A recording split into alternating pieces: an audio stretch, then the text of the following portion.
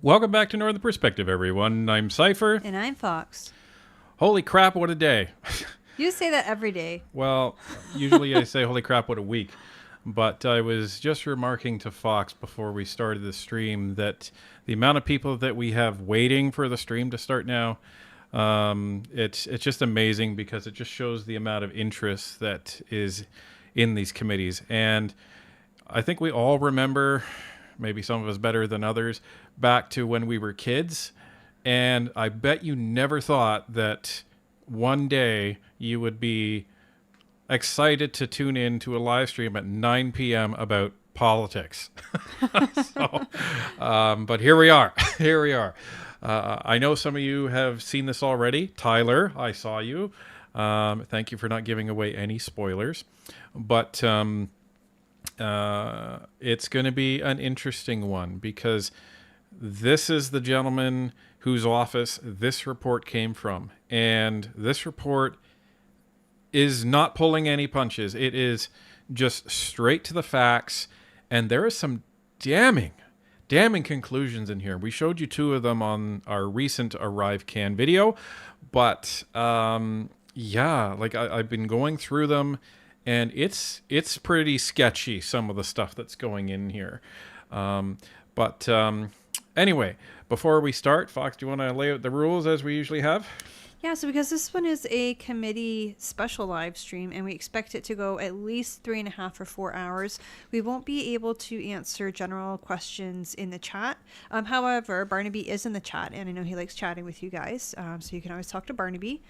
And we expect it to go 3.5 to 4 hours. So let's get rolling. But first, I think we're going to address some super chats. So before the stream started, hours and hours ago, we had 10 gifted Northern Perspective memberships from Goko Donnie. Thank you very much for that, Goko Donnie.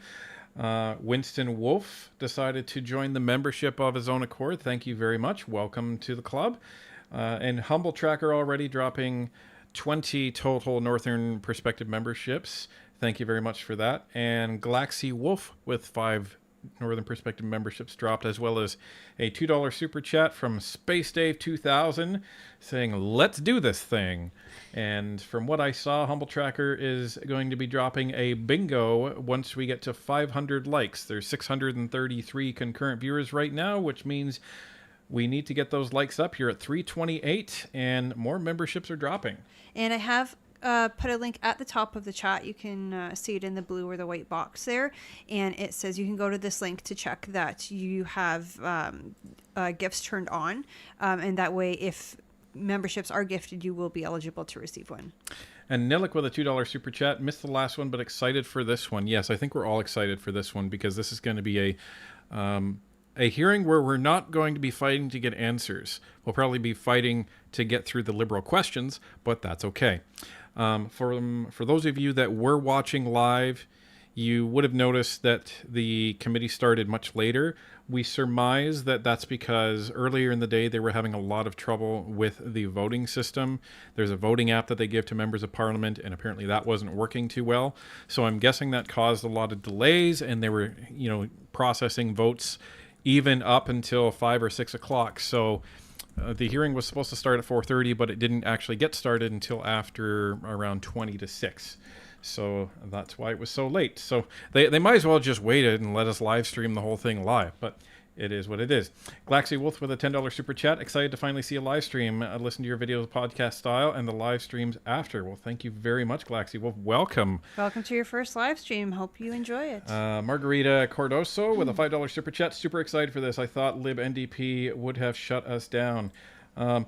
Well, the thing is the report's already out, so they can't really shut down much. So, but Fox had the same theory, and there was somebody before. I saw them in the chat. It was earlier in the day saying, "I don't think this is going to go. I think it's going to get shut down, and I'll eat my hat if it actually goes."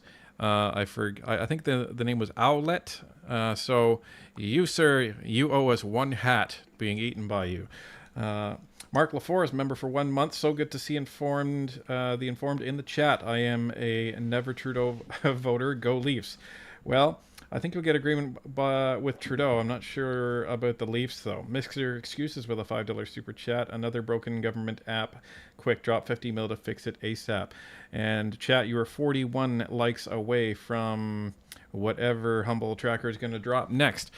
Okay, any other super chats? We're going to wait until the first quote-unquote break in the action. And just want to say welcome to all of the new people. If you are new to the Northern Perspective live streams, welcome. We try and inform Canadians of what is really going on in government. I try to interpret as much as possible, break down what they're actually trying to say, some of the nuances of what's going on, government procedure, and political strategy as we see it unfold. So welcome to the stream.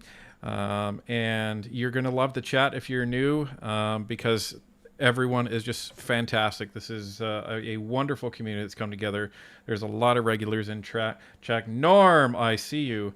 But we all have one question, and this was a request by somebody. So I did put this together as a meme, but I will save it until the first break. So anyway, let's get strapped in. What is it that you do?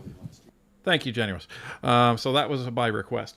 And there you go. We passed 500 likes and Humble Tracker with 20 gifted Northern Perspective memberships. Thank you so much for that. Okay. Kelly McCauley is looking very surprised, maybe because he's actually starting the meeting.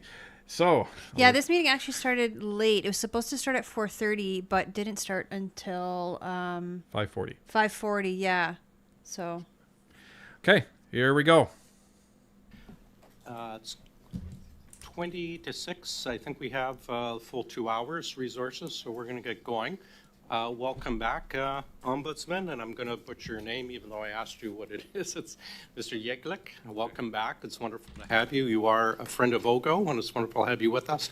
And Mr. Merso, welcome to OGO for the first time. The floor is yours, sir. Perfect. Thank you very much. Well, I'd like to begin by acknowledging that the land on which we gather is the traditional unceded territory of the Algonquin and Anishinaabe people. Thank you, Chair and members of the committee, for inviting me here today. I appreciate the opportunity to appear before this committee to shed light on my findings in my office's recent report on procurement practices of federal departments pertaining to contracts associated with ArriveCan. My name is Alex Yeglich. I've been the procurement ombud for just under 6 years. Je remercie le greffier et le comité.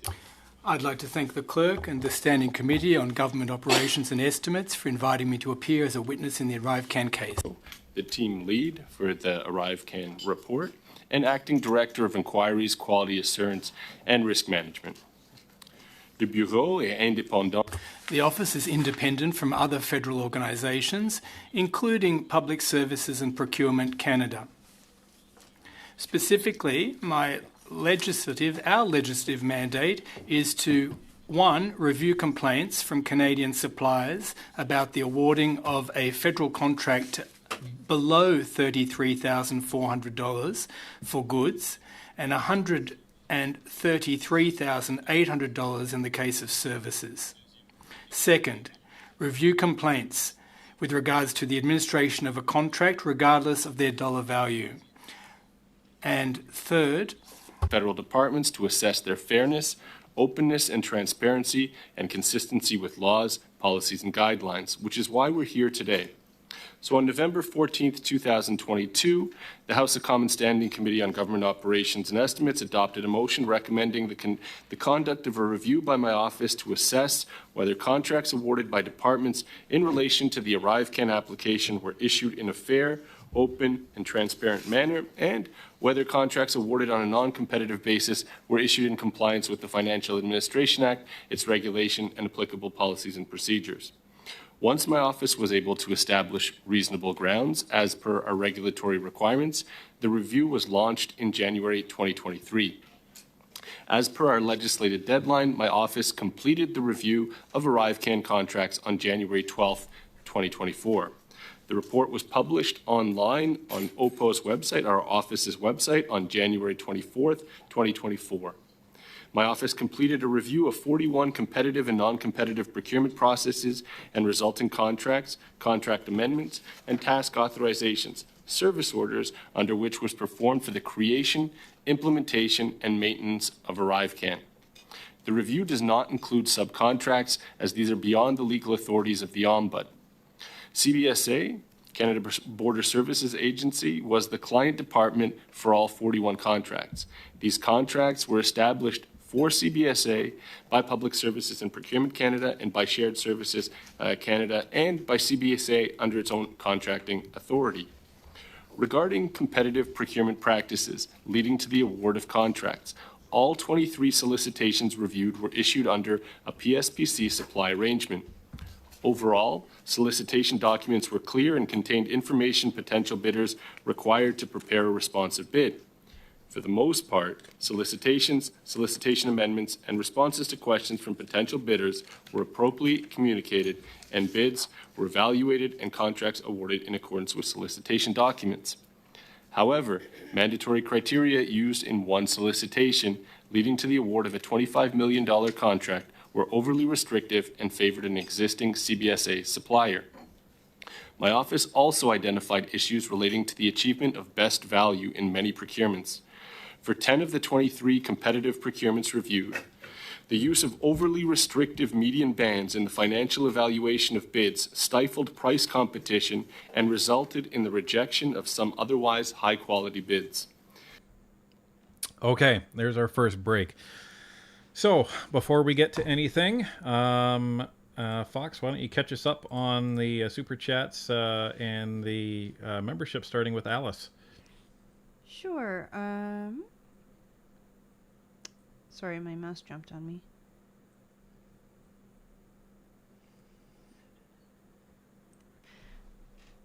Okay, we have Humble Tracker gifting 20 Northern Perspective memberships. And then Alice Avonlea gifting 5 Northern Perspective memberships. Thank you very much. And then we have Sean Scotty with a $13.99 super chat. It says, hit that subscribe, like button, and share, folks, for a great channel. This coming to you from Brock Country. Ooh, very nice. Brantford Brant. I'm a little jealous that Brock is your MP. Spoiler alert, he's not ours. We have Rhonda Davey with a $5 super chat. It says, please check your subscriptions as I have been unsubscribed for 3 days in a row this week. Yes, unfortunately, YouTube seems to be experiencing some sort of unsubscribe bug. We did discuss this on our last live stream, a few tips and tricks that you can do to maybe help fix it. And if not, you can always join our Discord server. I just set up a new channel called New Videos that every time we post a video, it will post it to that channel. So if you have notifications turned on for that channel, it should send you an alert on your phone. So we'll post the Discord link in the live chat a little later on. And then we have Cameron J7 with a $5 super chat. Thank you. It says, glad to be here live. Thanks for bringing attention to easily overlooked government procedure and breaking it down. You are quite welcome. And Jarja with a $10 super chat. Thank you very much. It says, I work weekends, so I usually watch these later, but I'm here tonight looking forward to it. Excellent. Glad to have you, Jarja. And then we have Goko Donnie, member for 3 months. It says, 10-year Islay single malt, twofer is good. What are the rules tonight? Well, we've already laid the rules down. And then thank you, Humble Tracker, with a $200 super chat. It says, dinner on me. Thank you very much for that. And I think that brings us up to date. So, no, we've got a couple extras. It says, Diagonal Meme with a $10 super chat. It says, shout out to my wife who told me she had to hang up because the NP Live was starting. Awesome. I'm glad you're here. And we also have Daniel with a $6.99 super chat. It says, hope that the both of you will get some much needed rest once the Conservatives are voted in. As always, you rock. Thank you very much. I hope so. But yeah, I think all of us, you guys included, need some well-deserved rest once the Conservatives get here. Absolutely. And Peter H. with 5 gifted Northern Perspective memberships. Thank you very much. So, there were some key things that Mr. Yeglich said. So, if you probably zeroed in on this, so he said most of the contracts that were awarded were pretty much above board, except one. And there's actually another one as well, but we'll get to that. But one, and he's saying that it was overly restrictive in the criteria. So essentially what's going on here is when a agency or an organization is putting together requirements for a bid for a vendor, they are essentially putting together a document that says, these are all of the things that we need this vendor to be able to deliver, and these are the requirements that they need to bring to the table.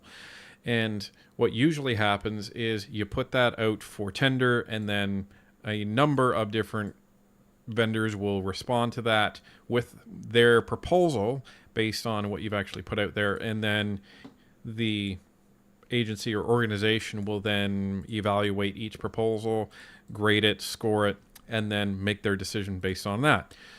Well, what he is saying is that the RFP that actually was generated by CBSA, so the request for proposal, was so concise and it was so restrictive that only one possible organization could have met the criteria.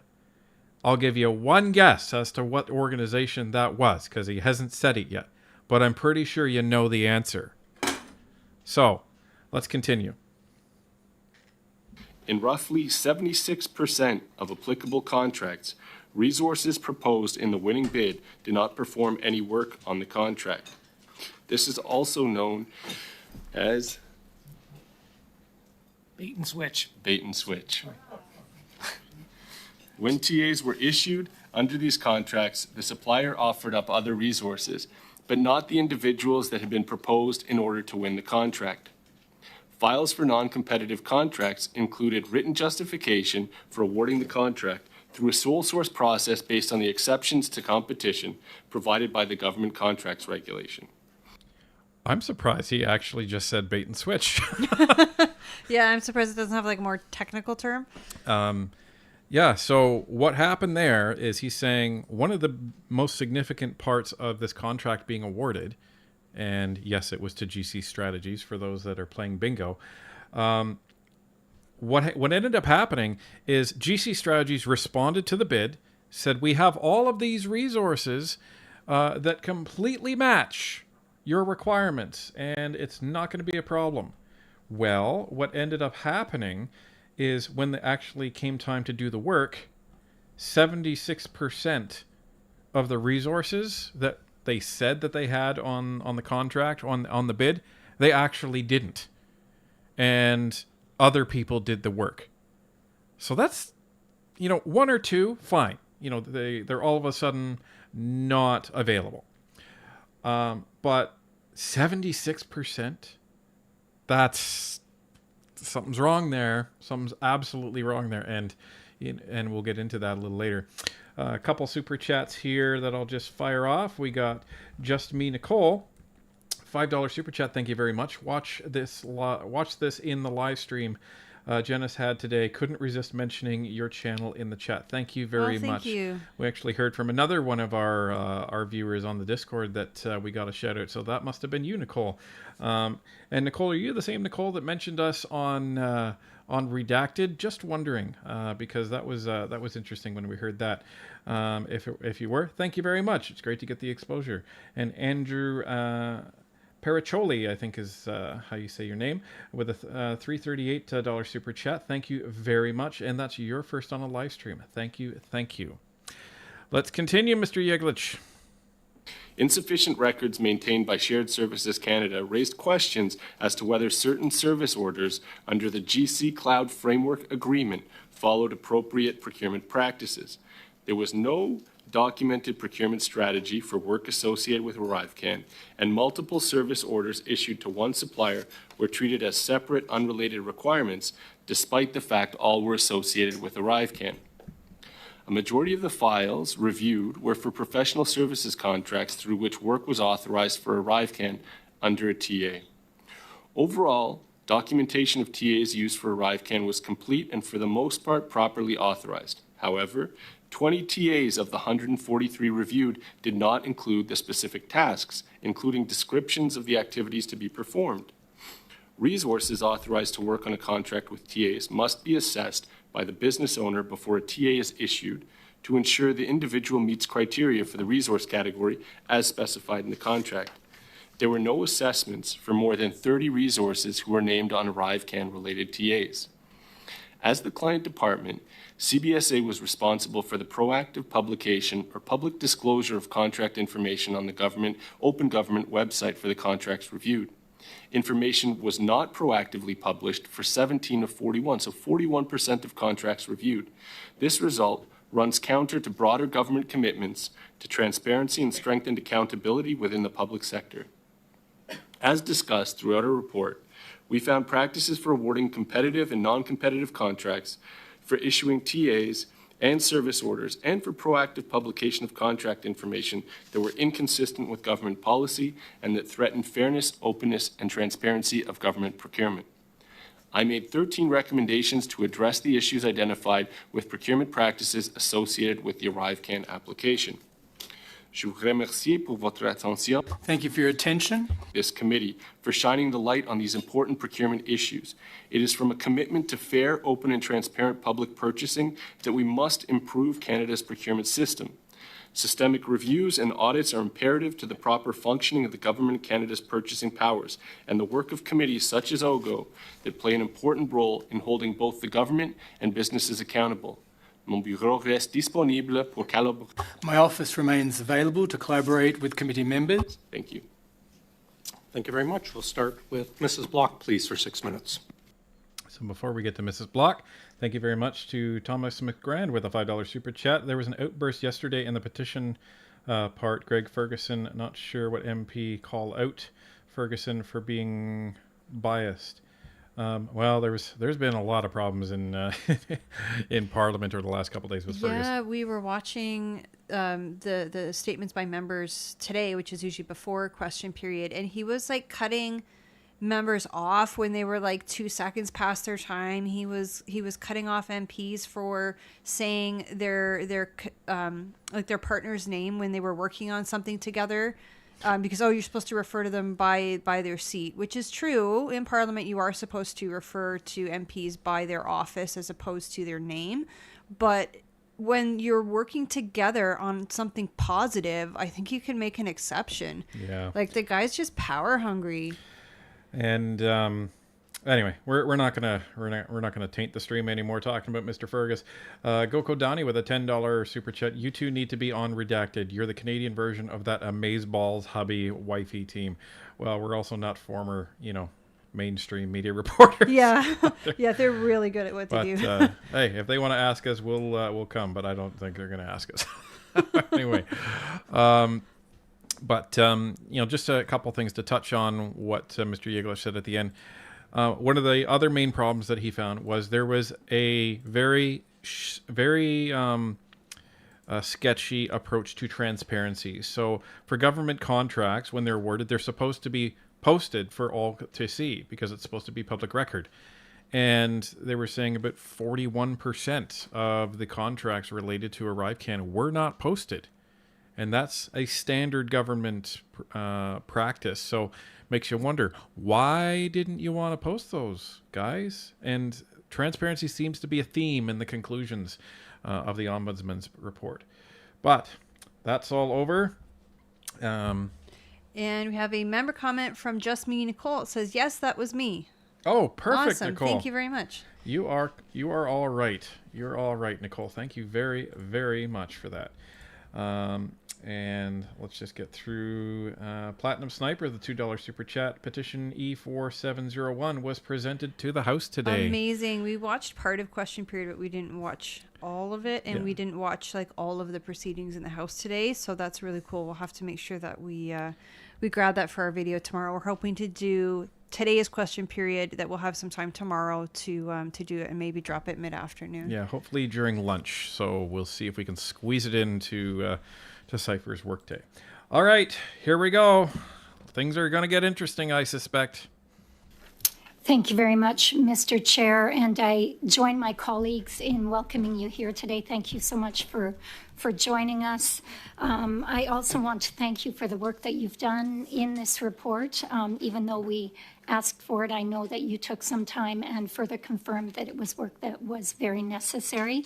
As you can well imagine, the procurement process and processes are very complex. But I think what your report did was confirm for many of us around this table that there was misconduct in regard to some of the processes or the not following of processes as we understood it. And so I think your report has confirmed our suspicions in that regard. In your report, and I will follow up later around the task authorizations, because I think that's a very important issue, but I first want to point out that in your report you mentioned, and this is on page 18.61, you mentioned what I think is a very bizarre issue, and that is that there is no written record of GC Strategies being contacted to submit a bid for their initial ArriveCan contract. I think you say in your report, and I quote, "The only record of communication between the Crown and the supplier prior to signing of the contract was an email from the supplier with quoted rates for various IT professional resource categories." And I guess what I'm wondering is if you could tell us, does this mean that GC Strategies was directly contacted in an unofficial manner to submit a bid for ArriveCan? Mr. Chair, thank you for the question. So I'd be speculating if I wanted to answer your question directly. However, we did note that it was unusual that there was no correspondence on file. One of the things we've noted in this and many other practice reviews is the lack of documentation. Now, it sounds administrative in nature, but it is the bedrock of demonstrating many of the tenets of public procurement, right? How can you be fair, open, and transparent if you cannot demonstrate any of those aspects? So documentation, again, is something that you'll hear from me very many times this evening, but it's a legitimate concern, not only in ArriveCan, but in public procurement in general. Thank you very much. So at this point, you would say it's very irregular with the amount of non-documentation that there was on this file. I'll also add one additional characteristic. So typically when contracts are directed, as the one that you're pointing out, there is, as we mentioned in the report, less transparency around the process due to the nature of the directed process. It is, however, highly unusual to receive a proposal without any request to receive one, unless it's an unsolicited proposal, which this didn't seem to be. Derek. And I'll just add, so the contract you were referring to was actually the second of the three non-competitive contracts issued to GC Strategies. So they would have been in CBSA doing work under an existing contract, a separate contract, at which point there was some discussion that occurred between officials at CBSA and GC Strategies that wasn't reflected in the documentation in the file. Isn't that interesting? So essentially what they're saying is the bid that GC Strategies actually submitted, they weren't officially asked to do so. And what I mean by officially is there's no documentation to show that they were actually asked to submit a bid. They just submitted one. Now, they're also saying that the bid was not unsolicited, meaning GC Strategies didn't just, decide, hey, we're going to submit a bid for ArriveCan just on our own. So that means somebody from the inside must have told them. Tipped them off. Absolutely. And they also said that they were working on another contract already with the CBSA. And if anyone is curious as to who got them involved in that contract, that person's name was Cameron McDonald. But Cameron McDonald has never talked to Christian Firth. Well, apparently that's one of the many lies now, isn't it? So, anyway, before we continue, we have a $5 super chat from Glaxy. Thank you so much again. If every Canadian watched 3 hours of committee and 2 question periods a week, we would have a different candidate. That's actually a really good point, That Glaxy. is an excellent point. And the other thing, there's so many committees. There's like more than 20 of them. We mainly focus on OGO because that's where the ArriveCan stuff is happening. And we've had a few with the ethics committee, but mainly OGO. But there's so many. Yeah, and they're dealing with So all much different stuff. things. Yeah, right? the committee is really where the work happens in our parliament. It doesn't happen in the House of Commons. It happens in the committees. Yeah, because all the work happens in committee, and then that information is then presented to the House, and then a vote happens. but it's really where committee is, like Fox said. So yeah, absolutely, everybody should watch. So let's get to the super chats. Do you want to start with Hunsford? Sure.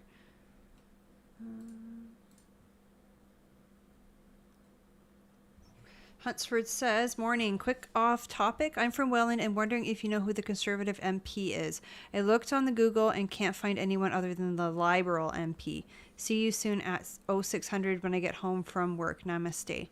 So if Welland is currently a Liberal-held riding, your Liberal is your member of Parliament. If you're looking to see who the Conservative candidate is, so that means they're not an MP, but they are running to become an MP, and if they win in the election, they will be the MP.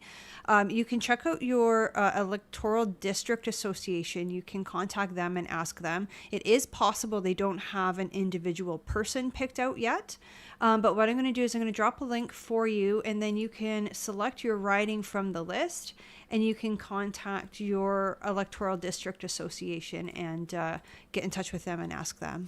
Yeah, so I don't know if Welland is part of Niagara Centre or not, but if it is, then your Conservative candidate is Graham Speck.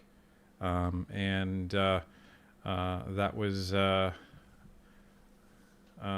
announced. No, I'm sorry. This is an old article.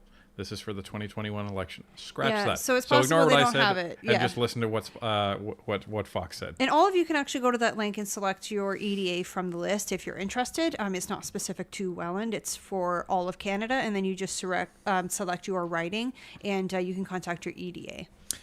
Andrew Periccioli with a $3.38 super chat. 338 equals 338 election sweep. Will NDP nix SNC in 24? I guess we will see. That's the bet. And Daphne Devine with a $10 super chat. Miss you much. XOXO. Thank you very much, Thank you, Daphne. It's great to see you in the chat. All right, let's get back to it. Thank you very much. I'm sure you've been following the developments in this committee over the last number of months, but something that we have failed to get an answer on is who actually chose GC strategies. We've, I think, been misled and perhaps even lied to when it comes to the individuals knowing who in fact chose GC strategies. Were you ever given any indication by CBSA as to who made contact with GC strategies and asked for them to submit a bid? Mr. Chair, again, thank you for the question. We have no additional information to what's been discussed at this committee previously on that issue. That's unfortunately why we had to disclose the information in the manner that we did in the report. Thank you. One last question. I'm not sure if I have any more time than that. 20. Okay. Did you find any record highlighting that Deloitte was not being considered or had been bumped or put on a timeout when looking for a company to undertake this work? Okay, before the answer comes, this kind of validates what we thought the Conservative game plan was. So remember initially when Cameron McDonald and Tony Utano were in committee and they were just being hammered by the Conservatives.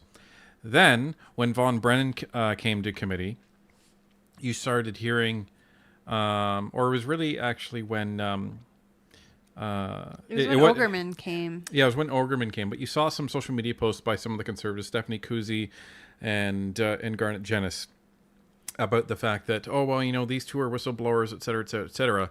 And we're like, what? That's very strange that they would turn and start speaking like that about them. And then, you know, they were they were almost lauding them as heroes, except, you know, just shy of going that far when Aaron Ogerman and John Osowski was in committee. So we were like, we were just really confused. And then by the end, when Garnet was finishing his speech, we pretty much knew what was going on, is that they were trying to cover and lay a foundation so that other public servants would come to committee. And it made us realize that, okay, so they probably don't actually trust these guys too much, but they want to make them feel comfortable so that they will share information about people that are maybe in elected official positions, and also trying to get that miscellaneous contact that Von Brennan had in Chrystia Freeland's office to come and testify. That was the theory. Now, Miss Block here, or Mrs. Block, she just kind of confirmed something for me, is that the Conservatives don't trust McDonald and Utano whatsoever in terms of some of their statements, because otherwise, if they did, there would be no reason for this question. And this question is meant to completely refute something that Cameron McDonald said, is that the choice was between Deloitte and GC Strategies for ArriveCan. So she's asking, was Deloitte ever considered? Was Deloitte considered an invalid vendor to actually participate in this bid? And so she's looking to confirm or not that Cameron McDonald was lying his ass off about that. So we're about to get, hopefully, an answer on that. So let's get to Super Chats. Just Me Nicole, a $5 Super Chat. Frustrating in QC, 17 ridings, but only 3 have Conservative reps as of yet anyway. Yeah, I hear that, and I know some other people in Quebec, and they feel the same way, Nicole, but hopefully the election will turn that a little bit further up in terms of those numbers. Multi-J Cat with a $7 Super Chat. Thank you very much for that. And Diane Sylvain, welcome to the chat with a $50 Super Chat. Thank you so much. I love watching these committees. It's even better than the true crime series I like to watch. Thanks so much for my latest addiction of watching these committees with both of you. P.S. Is Firth coming back to committee in handcuffs? Hope so. Yeah, it would be I funny hope so. if they rolled him in like Anthony Hopkins in Silence of the Lambs, when when he had the when they had the face guard and everything like on there, and, like, and then he would look over at Susan and say, "Susan, I love your suit." Wouldn't that be great? All right. Thank you for that, Diane. Here we go. Let's see what the answer is. Deloitte really didn't show up in much of the documentation. In respect to the competitive contract that GC Strategies won as the only bidder, Deloitte had indicated they were going to be they were interested in bidding, but then chose not to submit the bid. And with respect to that solicitation, that's where we point to overly restrictive mandatory criteria. But there was no indication of Deloitte being like in the penalty box or anything like that, as we heard at the committee. And with the very few seconds I have left, have you contemplated any of the bottler allegations as part of your findings here? So, as with everyone, we were obviously an interested party watching all of the OGO committee hearings. We did listen, obviously, to the allegations being made, and obviously took it into account in the sense that we understood them. However, they weren't incorporated directly into the report, no. Thank you very much. Thanks very much. Mr. Sousa, please. Oh, Lord.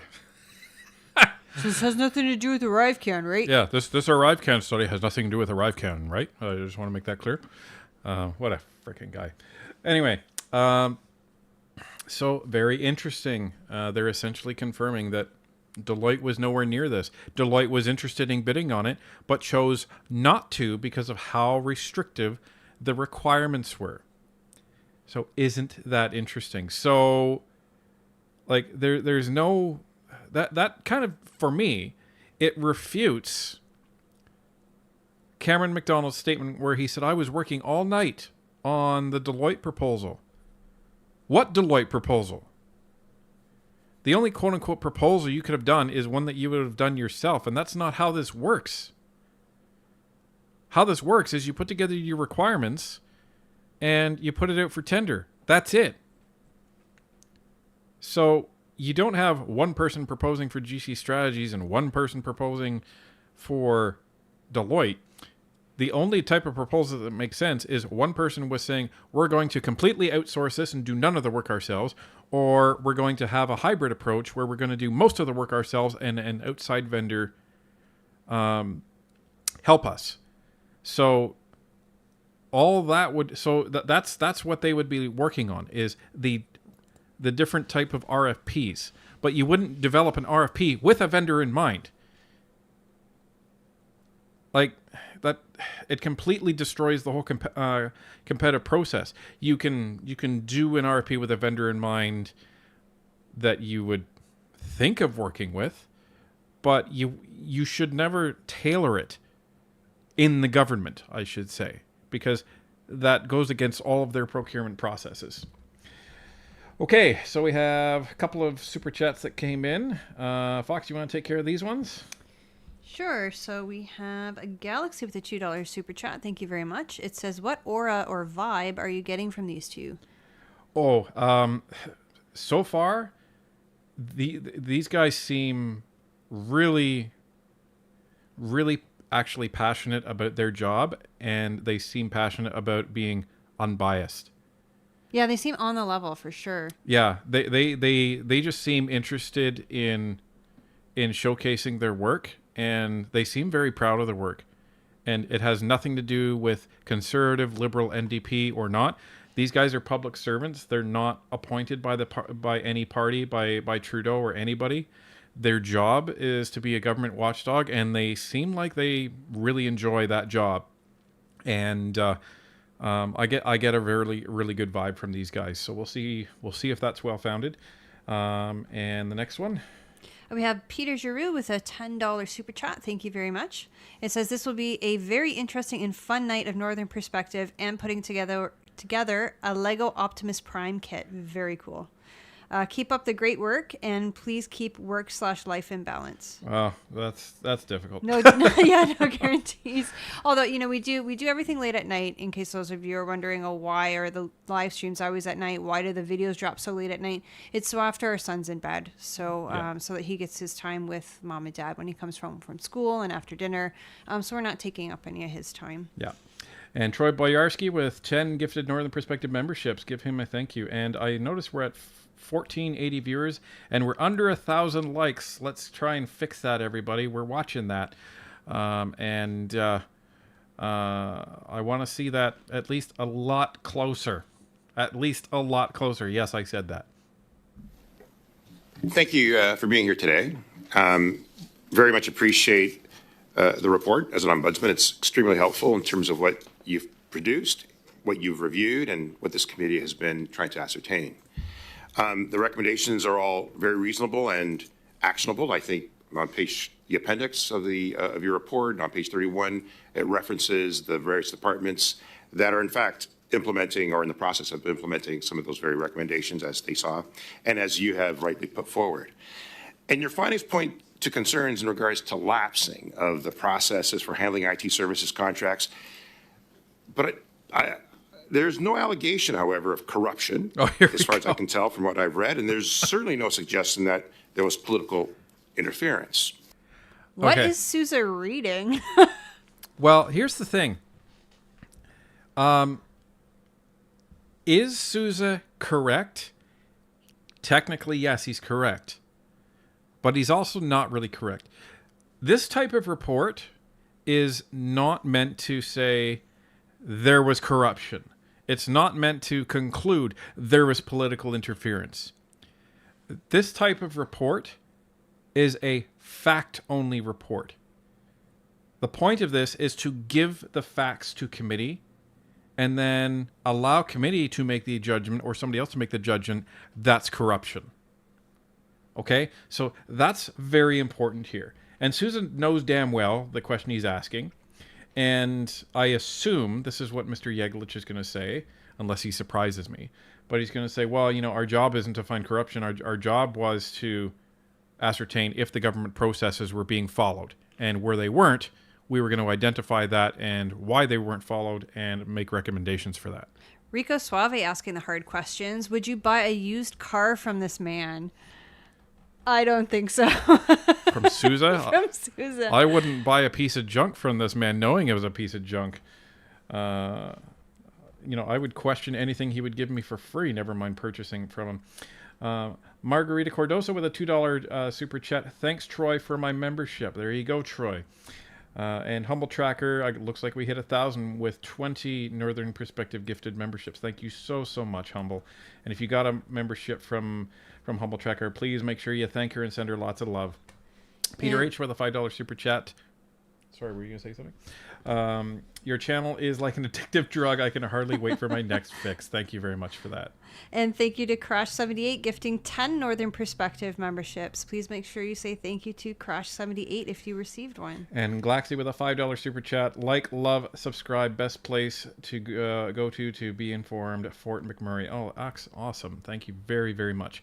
And ladies and gentlemen, we hit 1,500 current viewers. Do we hit 16 for the first time tonight? I guess we'll see. All right. Let's go, Sousa. Some are working hard, I think, to misconstrue one of your findings, namely the 76% of the contracts examined, the resources, right, as part of the original bill, and then ultimately they used different suppliers or they were swaps, as you've cited in your opening statement. And some may try to say that that means people paid under those contracts didn't actually do the work. When in fact, I think that's false or categorically false, because only people who carried out the work were actually paid, right? So I just want to get clarity on this finding, where those resources of 76% of contracts were between the time of the contract award and then the task authorization, that lapse and that. So I got 3 questions in particular, hoping I have time. One, this is allowed, right, under the rules for certain cases. However, the issue you seem to have brought forward, obviously, is that it's maybe happening too frequently. Is that correct? Yes, I would indicate that 76% is much, much too frequent. And did you find any evidence that the resources or the subcontractors were paid for work that was never performed? Now, I have to say, because we are sticklers for truth and facts on here, I interpreted the finding the way Sousa did. And I heard Pierre talk about this finding in a different way. So I'll just remind everybody what the finding was, that 76% of the resources or the people that GC Strategies said that they had to work on ArriveCan didn't actually work on ArriveCan. And what it sounds like to me and what it sounds like to Sousa, based on the Ombudsman's report, is that they found other resources, less qualified resources, to actually work on ArriveCan. That's how I interpreted it. Now, Pierre has been on record in question period saying 76% of the resources that worked on ArriveCan, they got paid for doing no work. So that is where I disagree with Pierre in his statement and his interpretation of this. And we're about to find out who's right. But before we do, Ryan Poplinski with a $2.79 super chat. Who would you rather have as PM, ShamWow guy or JT? Oh, ShamWow. Oh, ShamWow. Is he still alive? I can't remember. Well, he has his tongue bitten out at... yeah, something really bad happened to him, didn't it? Yeah. In prison. Yeah. And Rico Suave with a $5 super chat. He puts me to sleep, that Charles Snooza. There you go. And also $5 super chat from Peter Giroux. Says, God, the scum on the top of the pond would keep away from him. Yeah, that's the truth. So there is certainly some reporting happening outside of this committee, which I think I would like to clarify, hopefully in an answer that I provide. Perhaps if you allow me, I can clarify. Absolutely. Okay, so as we mentioned in our opening statement, this concept is called typically around procurement circles bait and switch. And it's a known occurrence. However, there is a significant problem with it. And that problem is as follows. When you're bidding, and here the selection methodology was 70-30, indicating that it was 70 technical and 30 price, meaning the technical component is incredibly important. And the technical component is built up predominantly by the resources. Right? So when they're bidding, they provide for resources that ultimately are going to receive the highest technical score possible. So they might be awarded a contract based on technical resources that never perform any work. And then, unfortunately, the way the process worked in these instances, the resources that were provided did not have to meet the same merit criteria that the original resources did. Therefore, it would have a significant impact on fairness. So while it's not the issue that's being reported outside of this committee, it's still a very significant and concerning finding. Okay, so he's essentially saying what my understanding was. But something that just occurred to me is part of this bait and switch is that, remember, when you are submitting resources to the government, you're putting them in this magical matrix grid that they have, and that determines the value of the resource. That's one of the reasons why they doctored all of these resumes and doctored Butler's resume. So one thing that GC Strategies could have, and I would say probably did do, is they doctored the requirements saying we have $25 million worth of resources. And then they went and got other resources that weren't as qualified. And then said to them, well, the government mandates that we pay you this because your matrix score is only this. And then GC Strategies, I would surmise, pocketed the difference of that money. So, for example, let's say the resources they submitted to actually win this contract were going to be making $100 an hour, just to keep it simple. But the resources they actually got to work on it were only qualified to receive $70 an hour. Now, GC Strategies received the full $25 million, but they would have been able to pocket the difference between the 100 and the 70. So they could have pocketed the $30 an hour difference because they actually went and got cheaper resources that weren't as qualified. It would not surprise me in the least to see that. The Ombudsman's not going to necessarily find that, but the Auditor General's report will most definitely find that. So we will see if that was actually the case. But so it's interesting. It's actually a hybrid of the two understandings of this. So Robert McFallon with a $10 Super Chat. Welcome back. Once again, this subject getting next to no coverage from legacy media. Thanks for bringing attention to this through feeding culture of entitlement. No problem at all. All right, let's continue. So as a result, PSPC is tightening the rules as you've recommended, right? And to be clear, the previous rules you examined when the substitution was made, the incoming resource had to have had the same or similar qualifications as the ones originally listed. That's correct, right? Not exactly. How do you mean? So what ended up happening is the resources that were actually listed in the bid submission were never actually captured into the contract. And so the provision that applies to the exchange or replacement didn't actually have that same merit criteria. So what controls were actually put in place to do that swap? That's a fair question. So that's a question that we also asked ourselves. There seemed to be just a general lack of control around this swapping exercise. And so, again, I don't want to raise too many alarms, but it is a significant alarm in terms of, particularly in this instance, how the criteria were applied for other bidders. Then the work was applied, or the contract was awarded, within the context of the TA. Is that correct? Yeah. So again, I'll try to explain this as basically as I can, because I know that not everyone is a procurement expert. But essentially, the resources that are submitted in the proposal should be carried forward into the contract and ultimately form part of subsequent TAs. Unfortunately, what happened was, in the solicitation document, the resources that were evaluated were never actually captured in the contract. And therefore, when the TA was submitted, it was the supplier themselves that could ultimately replace that resource. And as opposed to having to meet the criteria that they met with the original resources bid, they were just required to meet the minimum, right? The mandatory criteria plus the rated criteria minimums. Again, I know this is a bit difficult to understand, but it is a significant issue. Did you see any? Got it. Okay. So, everybody understand? I bet you don't. I was going to say, I don't. So you're going to have to explain it to me too.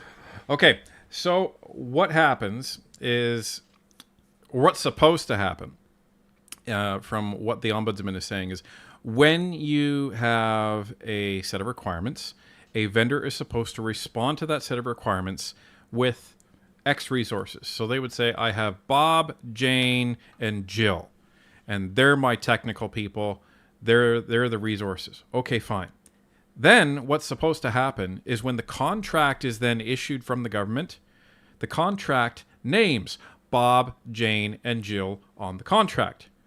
Why is that important? Because that binds the vendor to actually supply those exact resources that they bid on. Because you're judging that bid based on the capabilities that the vendor is saying that they have. So if they're saying they have these 3 resources, Bob, Jane, and Jill, and they have, they're at the top of the heap and they match every single criteria that the government needs for this project, then you would expect that the government wants Bob, Jane, and Jill to work on this. So what they're saying has happened is that although the vendor said, I have Bob, Jane, and Jill, when the contract was issued, it actually didn't include Bob, Jane, and Jill. It just said resources.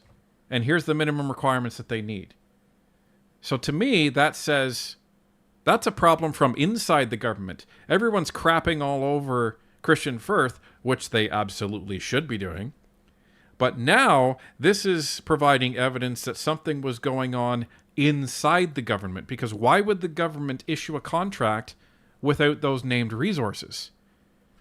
This opens up the possibility of maybe it's not just GC Strategies getting that 30% difference that we talked about before. Maybe Cameron McDonald was pocketing part of that. That seems to be a pretty good scheme for that, where Firth would take a cut, Cameron McDonald would take a cut, nobody's the wiser, the work gets done, off you go. Now, if I understand, the contracts usually do leave a little bit of wiggle room for if, let's say, Jill was on maternity leave and you couldn't get Jill to work on the contract, so they would ascribe somebody else to the contract. Well, typically, what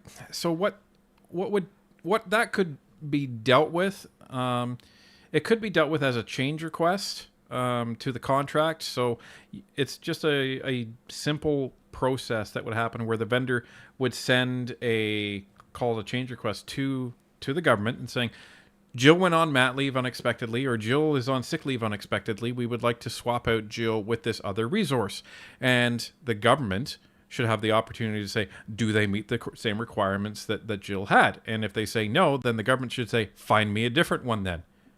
You've committed to supplying a resource that meets the maximum requirements that we set out, so you go and find another one. So there would be processes in place to actually deal with that, right? So that's what we're looking at, and I'm trying to break this down as simple as I can for everybody. I hope it's cohesive. I hope everyone's getting it. If you're not, go ahead and just please tag Barnaby, and I'll see if there's certain aspects that I can explain a little clearer. But this is getting pretty deep into government procurement process that I'm trying to break down for everybody. But in essence, because the government isn't naming the resources that the vendor said that they were going to be providing, when it comes time to actually do the work, the vendor can use whoever the heck that they want because they're not bound to it in the contract. And we have a few super chats. First, we want to say thank you to Robert McFallon with a $10 super chat. It says, once again, this subject is getting next to no coverage from legacy media. Thanks for bringing attention to this trough feeding culture of entitlement.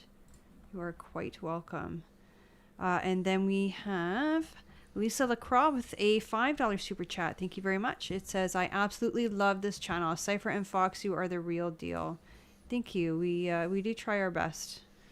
And we have Glaxy with a $2 super chat. Thank you very much. It says, Alexander Jeglick is a very fun witness. I like him. I think he is confident because he knows his stuff. Oh, he knows his stuff inside and out. You can tell. It's awesome. And he seems very on the level. Like you cannot screw with this guy. Yeah, and he's polite. He reminds me actually of Kelly McCauley in that he's very polite, and like Sousa tried to challenge him on something and he didn't budge. He's just like, not exactly. Let me explain. Yeah, he kind of talked down to him, didn't he? Yeah, he's like, sit down, Sousa. It's time to go to school. And we have Curtis Spence with a $5 super chat. Thank you very much. It says, thank you, Cypher and Fox, for all that you do. We can't get rid of Trudeau soon enough. From Denise and Curtis in BC. Thank you. And that is the truth. And anything that we can do to help get rid of them a little bit faster, we will we'll try our best. And we got Humble Tracker with a $10 super chat. Oh, Cypher, did not forget my invite to Area 51 with no aliens. I need to get things right for this work, like getting to my main PC to get on Discord outside of Area 51, but you understand. I understand. We'll see if we can even make it happen, but we're up for chatting. Artemy Fedosov, a member for 1 month. Because this government is corrupt and want control, and they will lie and commit fraud, and they will lie about everything. Absolutely, they will. And sorry, I was reading Robert McFallon's. You're gonna have to read it because I won't be able to. Robert McFallon with a $5 super chat. I ate some warm sushi. It made me firth my pants. Oh my god. See? That's amazing. All right, here we go. Nefarious activity happening here. I wouldn't describe it as nefarious, but I would say that the frequency was concerning. Was it as a result of the period of time during COVID? Again, I don't want to downplay the fact that this was during the pandemic, and obviously it was a very different time. So I know we're now outside the pandemic, so it's very easy to have a retrospective lens and apply it in that way. I will say, though, that number is still exceptionally high, even in that circumstance. Yeah, we agree. Thank you, gentlemen. Mrs. Vignola, please, for 6. Before we get to Ms. Vignola, Marie Perrin with a $5 super chat. So in other words, you hire an ace pilot and get a trainee. Yep. That's a very good way to put it. So I'm glad that my gobbledygook is coming across translated. Thank you very much for confirming that, Marie. Merci beaucoup, monsieur. Thank you very much, Mr. Chairperson. Mr. Yeglik, Mr. Merceau, thank you very much for being with us here today. We were just now talking about the technical process that helped 75% of IT specialists who actually didn't end up working, who were replaced. Were they switched out by an equivalent person, or was it impossible to determine whether or not that was the case? Definitively, in all instances, the status of the replacements, but I think, Derek, perhaps you can better answer this, but I would say in many instances they were not equivalent. Yeah. Oh, they were able to confirm that. That's important. That's significant, yeah. There you go. So that opens up to, okay, so my next question would be, what were they paid? Were they paid the rate of those original resources, those ace pilots, or were they paid as a trainee would be paid? And was GC Strategies paid the rate of an ace pilot? That's going to be an interesting one. Dan Demand with 966, a member for 1 month. It's been 1 month with this amazing channel, Northern Perspective. Thank you so much for being with us, Dan Demand. It's always a treat to see new people join and become new regulars. It's neat. And you know, there's been a couple of cases where we said, oh, you know, we haven't seen this person for a while. Where did they go? And literally the next day they come on after like 3 months of us not seeing them, or what feels like 3 months anyway. So that's the nice thing, is we get regulars and then they stick with us. Casper H, nice to see you again, with a $50 super chat. Sorry I'm late. Is that $50 supposed to be your sorry? Thank you so much for that, but you didn't have to do that. Thank you. Thank you very much, Casper. Very much appreciated. For the most part, everyone who worked on the contracts met the minimum requirements that were set. So when they have criteria associated with the individuals or the resources who do the work, they have to meet all what are referred to as the mandatory criteria, the must pass, as well with the point rated criteria. There's a minimum score. So everyone who we saw records of there being evaluations, because there were some missing documentation, but everyone who was evaluated met the minimum standard. But what happens in these situations is that the individuals who are put forward to win the contract are essentially the best, the best resources possible. And then later on, the ones who are bid, you could still have some good quality resources, but they're not the absolute best because there's no longer that competitive nature. Et est-ce que c'est quelque chose? And, well, 75% of the time this occurred in this particular case, but generally speaking, when it comes to other contracting, is that frequent that we'd see such a high rate of professionals who, at the end of the day, actually didn't work as part of that contract? I get the sense what you see on the internet, there are clickbait ads. And I get the sense that these professionals were used as clickbaits of some sort in order to get contracts valued at hundreds of thousands or millions of dollars. Is this a common practice in the contracting process, or is this specific to your actual situation under review? Directly as possible. Because we have not reviewed this specific issue more broadly, I would be speculating, but it is an issue that we've heard about, and so I would say it happens. I can't say if 76% is higher than normal, but it is an issue, right? And so that's where I am very happy that the committee has raised this, because I think this is an issue that needs to be rectified. And as the previous member mentioned, it's been brought to the attention of the department and they've been seized by this, so I anticipate a very positive reaction. So that's interesting. So the question was basically, this bait and switch that's happening, does this happen a lot, or was this particular to this one contract? And it was interesting because I was expecting Mr. Yeglich to say, well, I was only brought in to look at this one contract or this one vendor, so I can't really speak to that.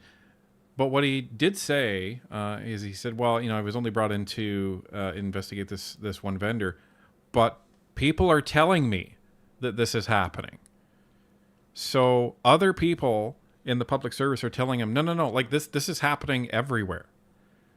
So it's interesting that he would be that willing to volunteer that and basically say, yeah, it's happening. So this should be looked into. Control should be put into place to prevent this from happening. Dan Demand 966 with a $5 super chat.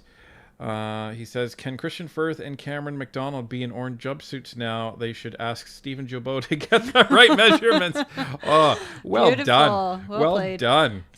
And we have Aubrey Ingram with 5 gifted Northern Perspective memberships. Thank you very much. Glaxy with a $2 super chat. Clickbait, bait and switch. Yep, that's exactly it. And Hunsford with another $5 super chat. Thank you so much. Thank you for that. Mr. Cypher said in Freeland. Mr. Cypher. There you go. Yeah, Fox can do Freeland. So thank you for that, Mr. Cypher and Fox. I will save that link. And don't forget to do your Francois impression. Well, if we get to 1,600 concurrent viewers, maybe. We'll see. And we're pretty close, folks. And if I could just add that in the response to the report, PSPC, procurement, they said that was an existing concern that they had already had, and essentially the results of this study were validating their concerns, and they really want to avoid, or they're going to promote not using criteria associated with the individuals if they're not going to be named in the contract, because that would actually take away the incentive to put forward high-quality individuals who never are given the opportunity to work on the contract. Est-ce qu'il est déjà arrivé que... Has it previously occurred that Shared Services Canada or Procurement Canada has said, listen, you've switched out most of the specialists on the basis of which we actually awarded you this contract, and now you're going to lose that contract? Has that previously occurred? Has it gotten to that point where we're asking for frankness and the truth, and that's not what we got? Has that previously occurred? Speculate, so I can't directly answer, but I would say that it's something I'm sure causes a great deal of frustration within the departments themselves as well. Merci. Thank you. Now, a slightly easier question. Is it normal that the federal government would impose a knowledge of French on all employees working in that contract? That might have an adverse effect on individuals or a company that is able to code, that's able to do IT work, but whose employees don't speak French. Is this normal that this would be an imposition in a bilingual country? Good question. I think from a technical standpoint, I know I've heard many IT professionals speaking about the lack of resources. I don't want to speculate why that was done. I'm not an IT expert, but I do think in a bilingual country, it would be important to also perhaps include French resources. All right. I've said it before and I'll say it again. If Canada wants to be a bilingual country, we need to do a better job with our education system in teaching children how to be bilingual. I mean, I have cousins in Europe who speak like 3 or 4 languages at a time because that's how they're taught in school. We're not taught that here. Well, here's the other thing to consider. When it comes to IT resources, there's a lot of IT resources in Canada that have immigrated here. And the first language they're probably going to learn when they come to Canada, or at least before they come to Canada, is English. So if you are essentially saying to every Canadian that's immigrating here, okay, so now you have your native tongue, now you have to learn English as a second language, and now you also have to learn French as a third language, and you want these people to be highly qualified in order to work on IT projects, you're asking for trouble. You're asking to have no resources in a pool that is going to be available to you for your projects. So it's just not realistic. And it's the same thing if you want, nuclear scientists. It's the same thing. If you want any highly skilled expertise and you are then saying, well, you must be bilingual, and it doesn't even matter what the language is, you are drastically limiting the talent pool. You could have extremely talented people that only speak the English language and maybe some other that is not French, or just the English language.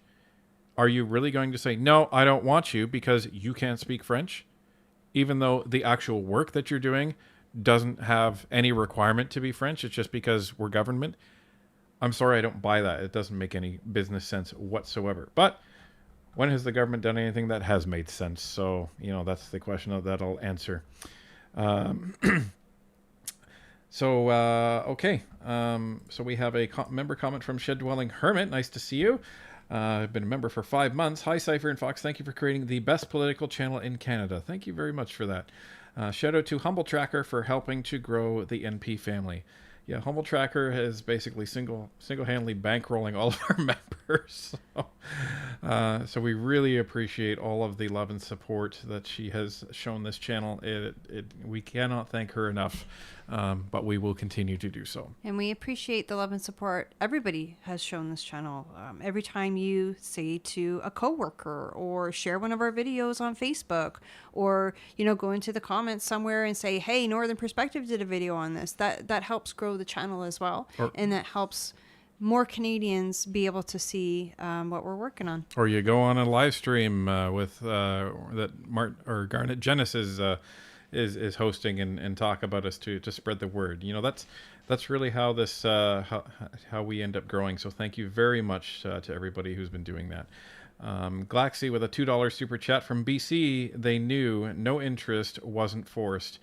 Absolutely. And Platinum Sniper with a $5 super chat. And bilingual needs to be more than just English and French. I'm bilingual English and German.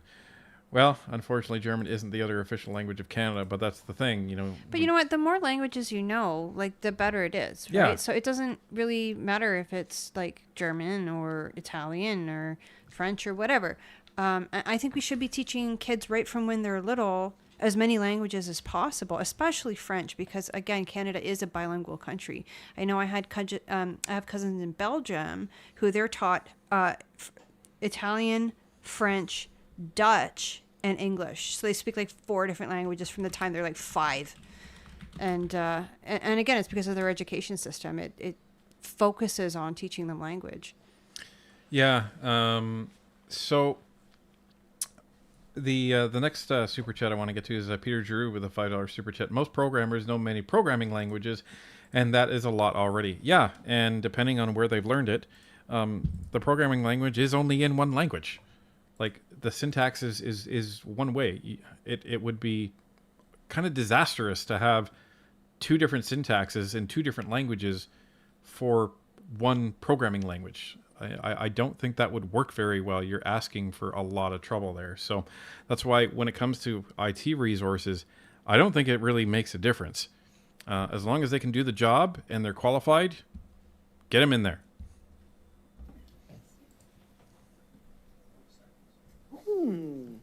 Je vais les prendre. Well, I'll take them. No, certainly not.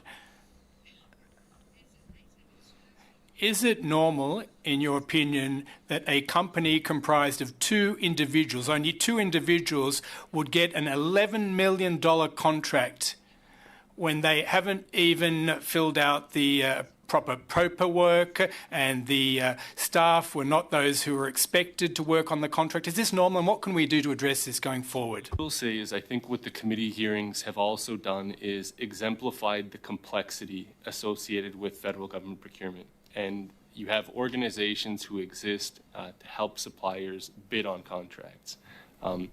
That is a practice ultimately that costs the taxpayer money, and it comes at a consequence. So Hear, hear. I know that wasn't directly your question, but I will say that I think shining a light on this issue will perhaps cause government officials to act differently when considering strategies in how to procure goods. Thank you very much.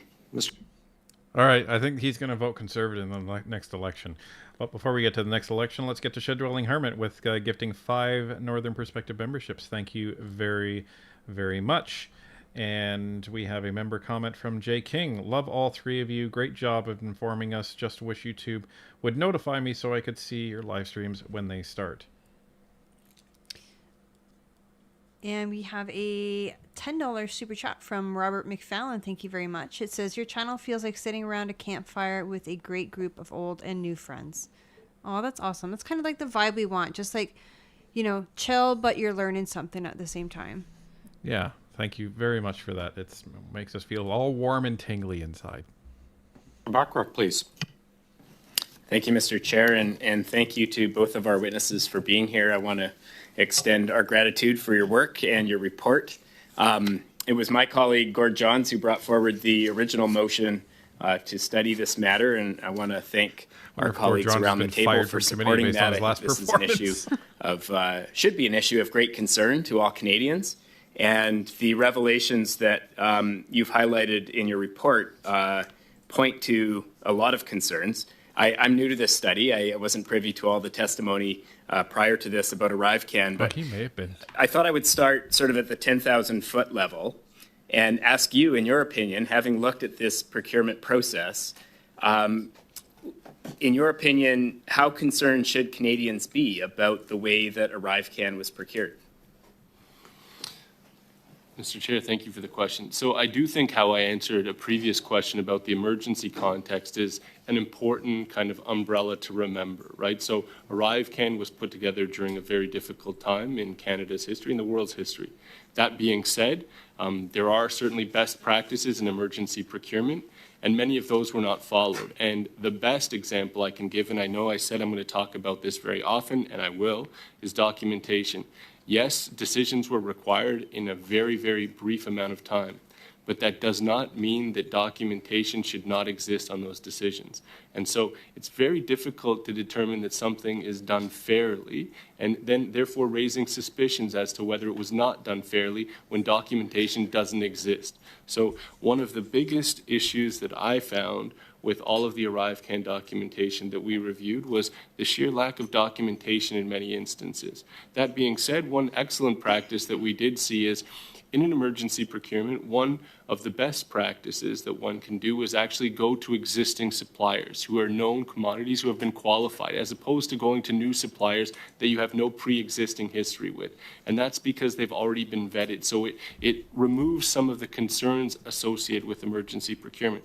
But to directly answer your question, yes, I was concerned by the findings, and I think the recommendations reflect that concern. And I believe that the report is very factually accurate and devoid of any inflation. The question was whether Canadians should be concerned, but I take it if you're concerned, Canadians should also be concerned, given your expertise in these areas. And I appreciate the emergency nature of the procurement, but some of the things that you've highlighted seem like schemes that have been developed over, like these didn't just all of a sudden arrive out of the blue when the pandemic hit. You talked about the bait and switch scheme. You talked about these organizations that exist solely to help suppliers, get through the government's contracting system, the procurement system. Are these systemic issues that run throughout federal government procurement, or are these issues that you've highlighted today specific to the ArriveCan procurement? So they're systemic to ArriveCan. Like I answered previously, I can't say they're systemic because we haven't done the review. So for example, the reference to bait and switch, we've not looked at bait and switch across all government departments for me to answer this is absolutely systemic across other departments and agencies.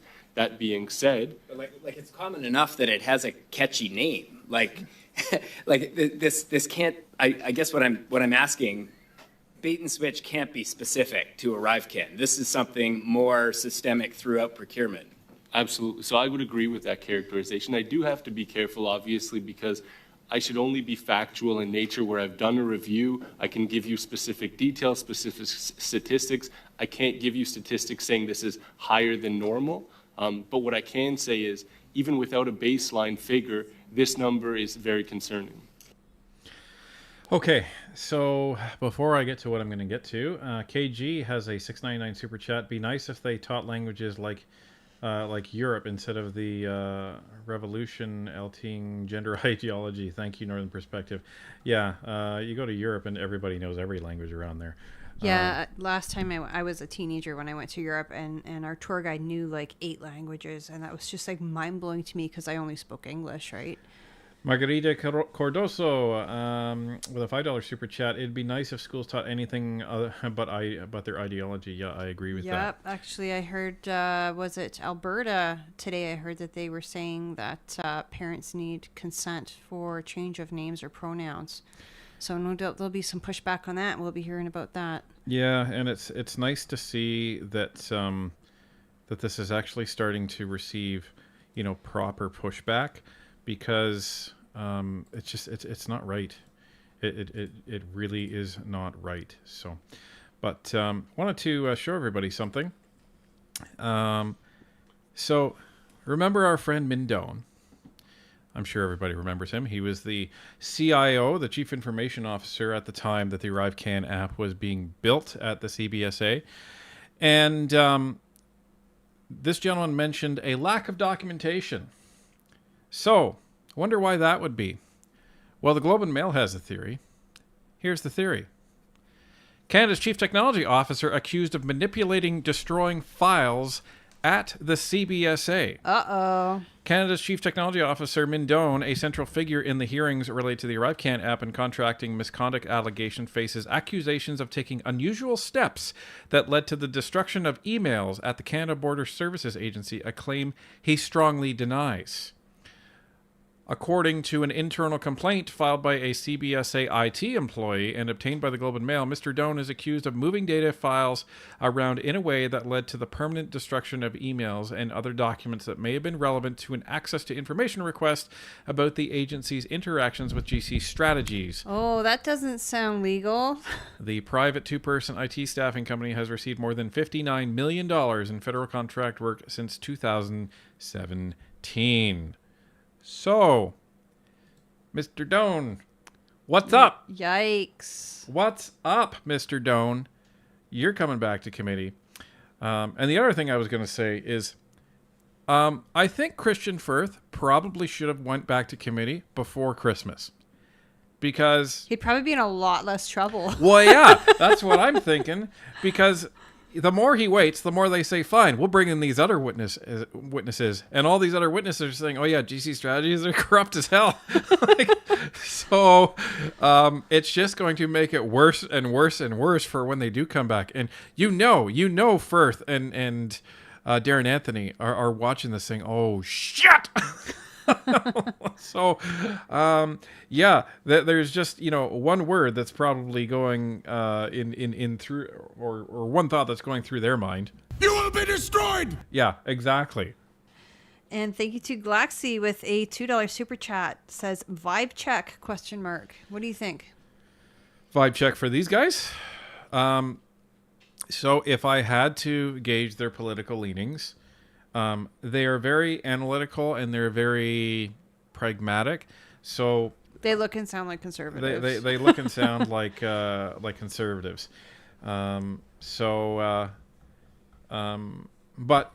he's trying to be as objective as possible, which I really, really appreciate. That increases the trust that I have in him. He's trying not to speculate. He's saying, these are the facts that I have in front of me, and I want to try and stick to them.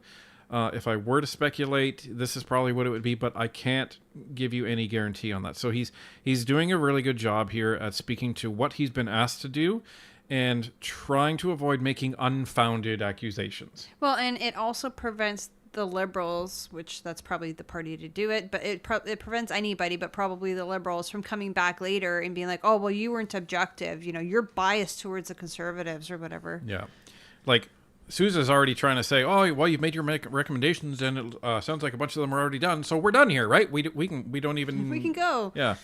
So, but the good thing is if a vote ever came to try to disband this hearing, I don't think the NDP would be jumping on board with that, based on what I'm hearing.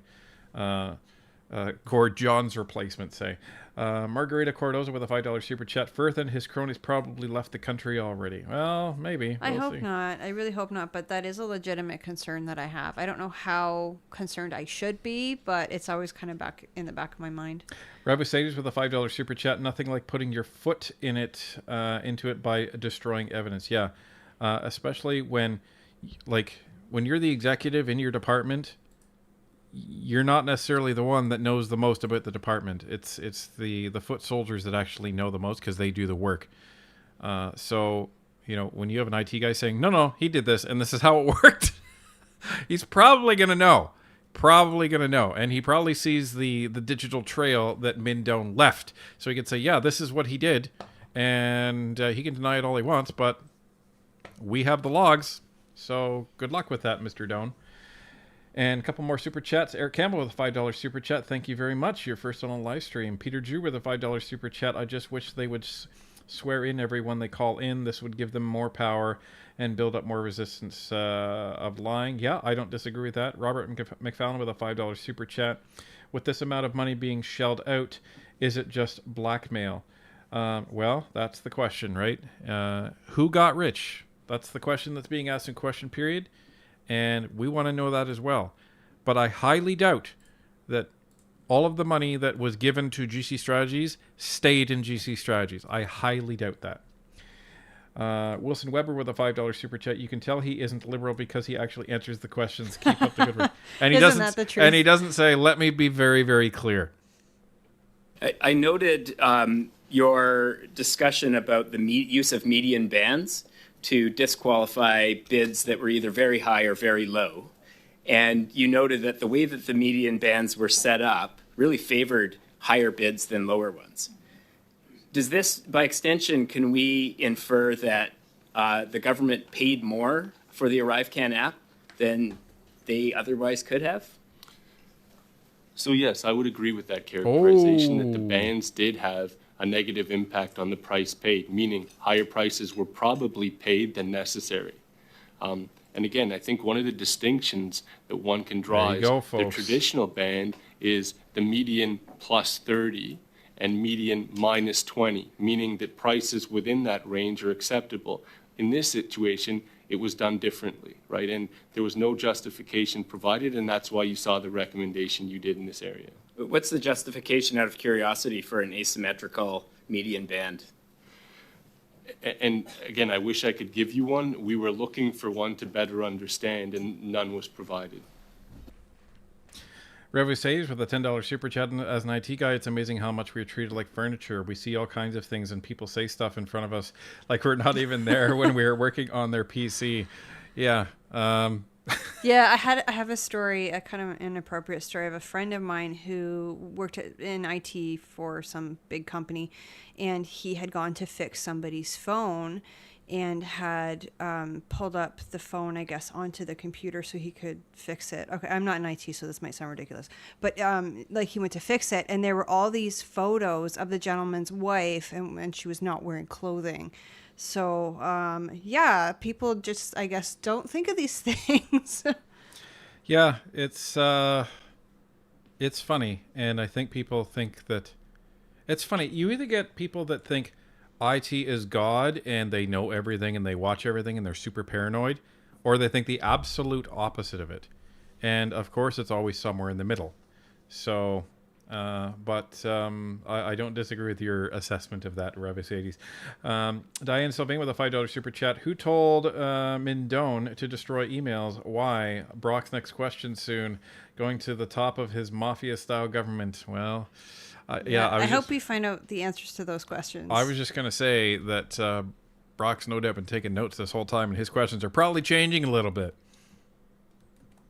So, similar question based on the issue with resource swapping, where, let's say, less qualified resources ended up working on the project. You thought you were getting the all-star lineup, and instead you got sort of the third string. What's the likelihood that at the end of the day, the product that the government procured was of a lower quality than one that might have been otherwise created had these companies actually provided the resources they said they were going to provide at the initial stage? Just a very brief answer, please. Absolutely. And you've put your finger right on the issue around best value. In both the technical and the price component, there were impediments to seeing the best outcome. So I think you very nicely summarized the issue in both areas. And this is a big thing because, remember, the talking point from the Liberals this whole time has been the ArriveCan project at $54 million is great value to the Canadian taxpayer. Well, the independent Office of the Procurement Ombudsman, the OPO, this guy is saying it absolutely is not. Because you paid A+ pricing and got D-level work. So congratulations. So that's really it right there. Craig Robertson with a $5 super chat. I swear to George Carlin, they are trying to look as guilty as possible. Like, if this is incompetence, it is almost impressive by Grabthar's hammer. You shall be avenged. I got to make that a meme too.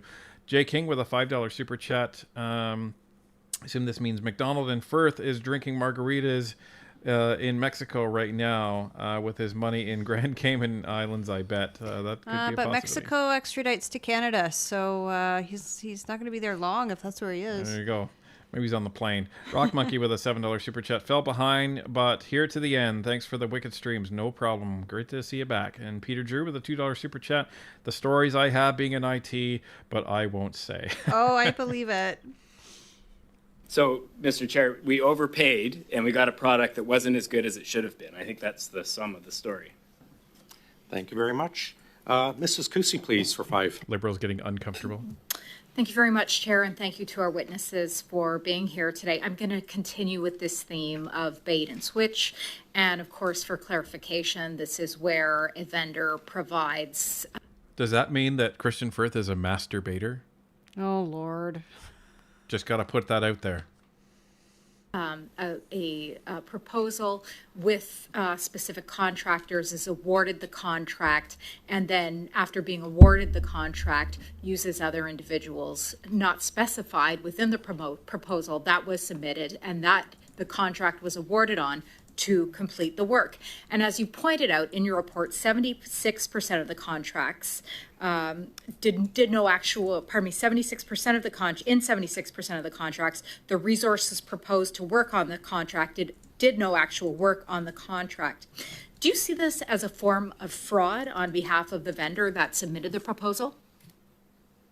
So because this is actually a contemplated occurrence, it's the frequency with which that makes it so concerning, right? So the replacement of individuals is something that likely is to happen. And as another committee member rightly pointed out, it was, or some of this was happening during the time of the pandemic. But that being said, the systematic nature and the frequency that this was occurring was much higher. So it's the systematic non-compliance that becomes troubling.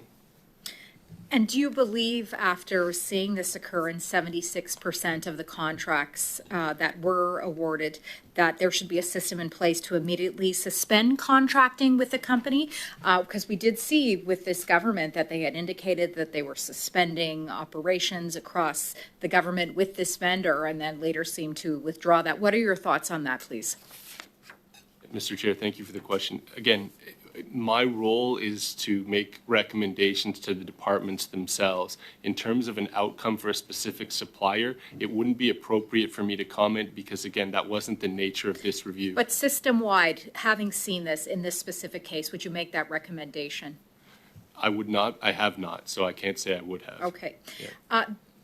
This was alluded to earlier. There is now evidence that the chief information officer at the time, Min Do-han, who has appeared before this committee and who we are attempting to get back, deleted emails in regards to the procurement of this app. And although the reasoning behind it is not clear, he tried to explain publicly to the press, or I should say the press garnered information that he attempted to explain that was in the transfer of files from his laptop to a new system. But do you think this deletion of information could have possibly led to the incomplete information record that we have at this time?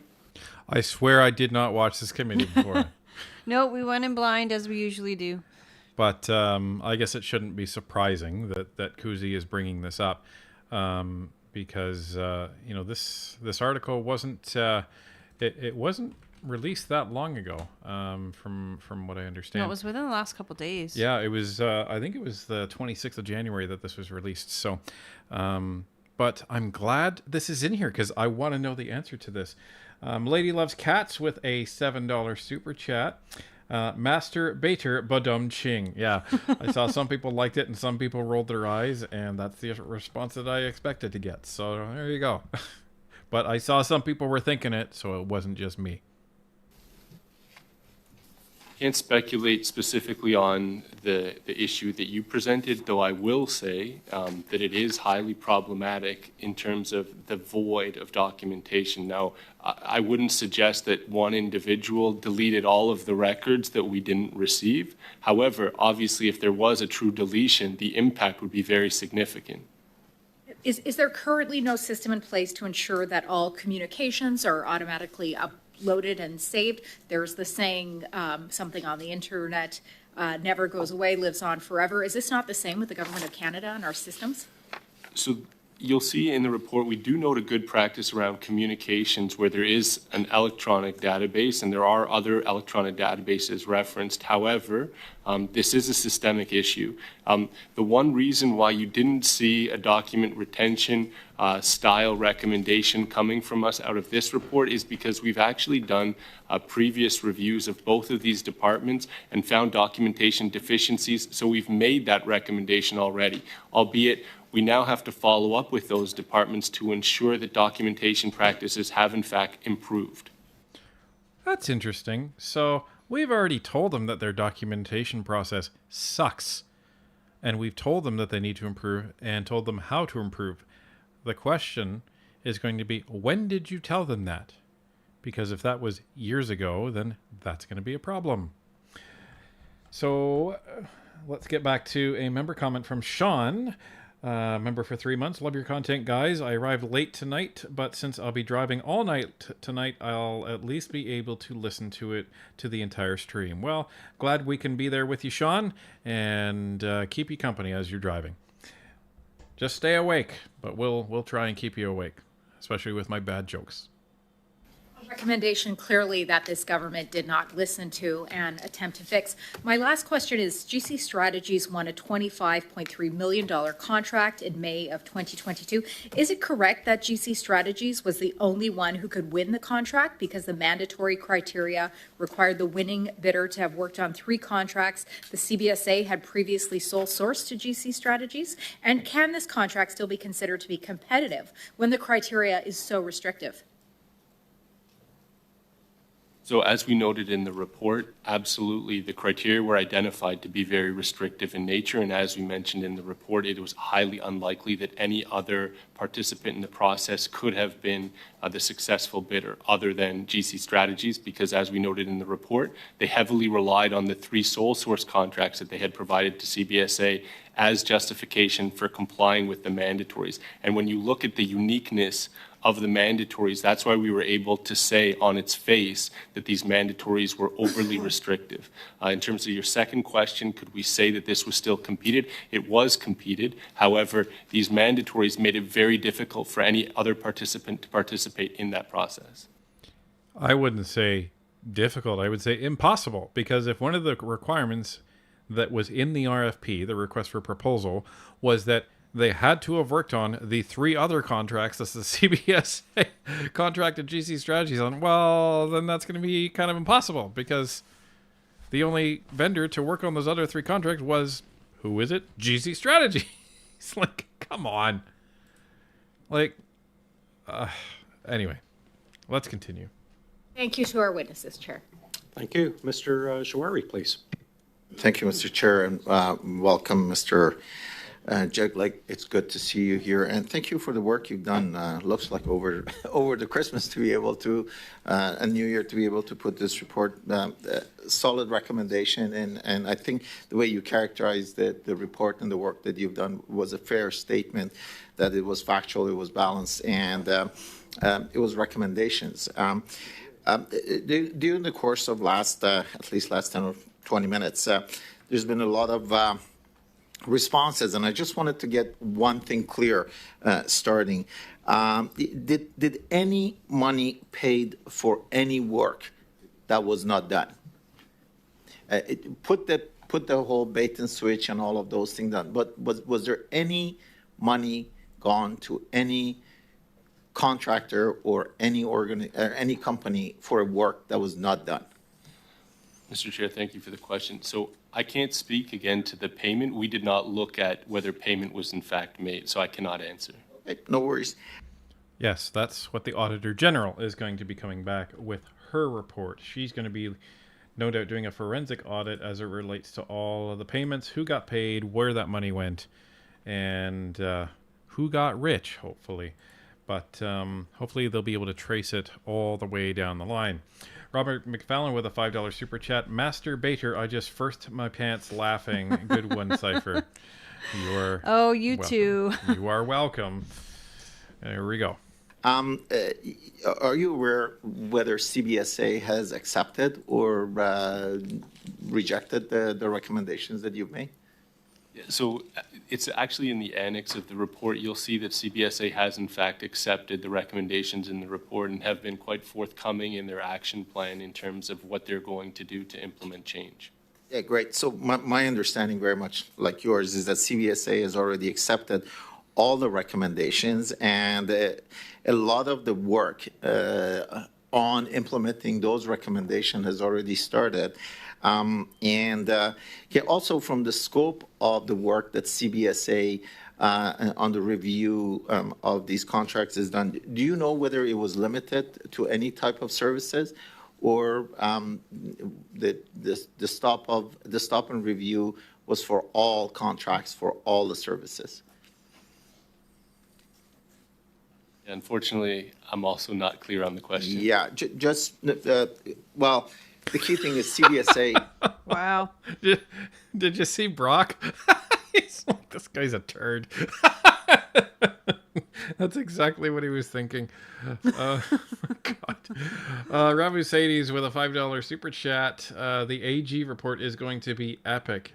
It better be, because for the amount of buildup that has happened, the committee shutdowns that the Liberals and the NDP have done to prevent that discussion from even happening, it better be epic, or it's going to be one of the biggest letdowns ever since Trudeau took office. And Vesper Design with a $5 super chat. Government plus bureaucracy minus ethics equals criminality. What an equation. That should be in a textbook somewhere.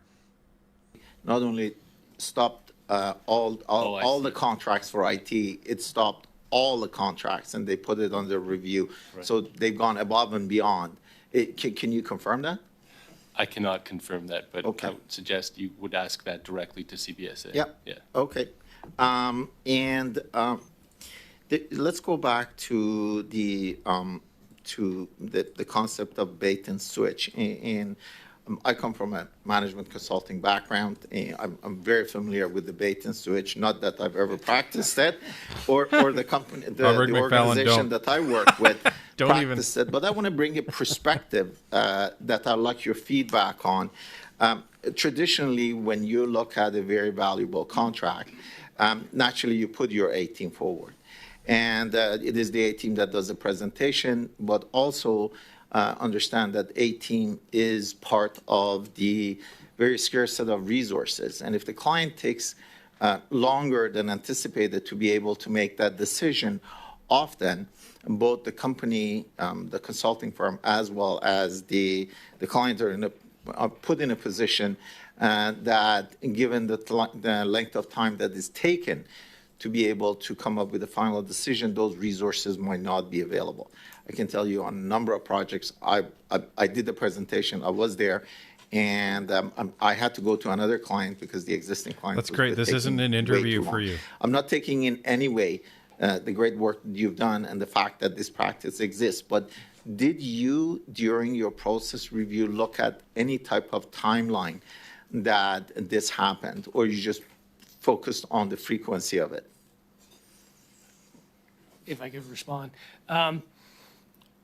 We did look at timeline, but more importantly, we saw zero evidence of any indication that there was a discussion around changing of resources that weren't in the bid, like an explanation on why someone might be available. We were looking for any evidence that would show that the name of the individual who was initially proposed is no longer available for whatever reason, but there was just nothing. There was zero emails back and forth between the technical authority of the business owner at CBSA and the supplier themselves.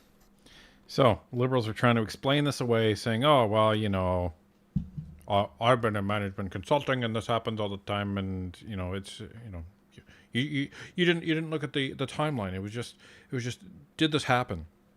Yeah, well, that's not the only point of relevance, and I'm glad that that the OPO guys are saying, well, yeah, we looked at timeline, but that wasn't the problem. The problem is the vendor switched it out, and they didn't even have a discussion. So that's the problem, and there's no documentation around that. And again, that's the problem. That's why it looks really, really sketchy.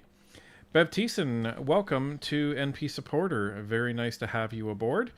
And Verbal Murder with $5 Verbal Murder, that's funny, with $5 super chat. What's your opinion on Bloc being a federal party funded by taxpayers, since they're basically a Quebec only party? Well, we did discuss this on our live stream. We are focused on the ArriveCan stuff tonight, but we don't frankly understand it. Yeah, quickly, it's, I guess, to be a federal party, you don't have to have candidates in every single riding, but it is a little bit odd. Okay, let's continue. Everyone's waiting for Brock to come in because he's up next for the Conservatives. We sure are. Okay. Well, thank you very much. I just wanted to make sure that point is kind of tabled and is also removed from the discussion, because that could provide an opportunity for companies to come back and say, hey, look, it took too long, therefore we had to switch. Thank you very much. Thank you, Chair. Thanks, and I'm very happy you clarified right away that wasn't your practice when you were a consultant. We'll go to you, Mrs. Vignola, for 2.5 minutes, please. Merci beaucoup. Well, thank you very much, Mr. Chairperson. In your report, I observe, well, you wrote that oftentimes research outcomes and findings were lacking when it came to the bidders. I won't go into detail on that, but is that something that's also quite frequent? We're talking about 14 files that didn't include research results. In other cases, there were incomplete results. Sometimes they were completely absent. Is that normal? Normal, but it is something that we've seen with some level of frequency, right? But again, back to my earlier statement about it's impossible to demonstrate fairness if you do not have records demonstrating how you evaluated all of the bids.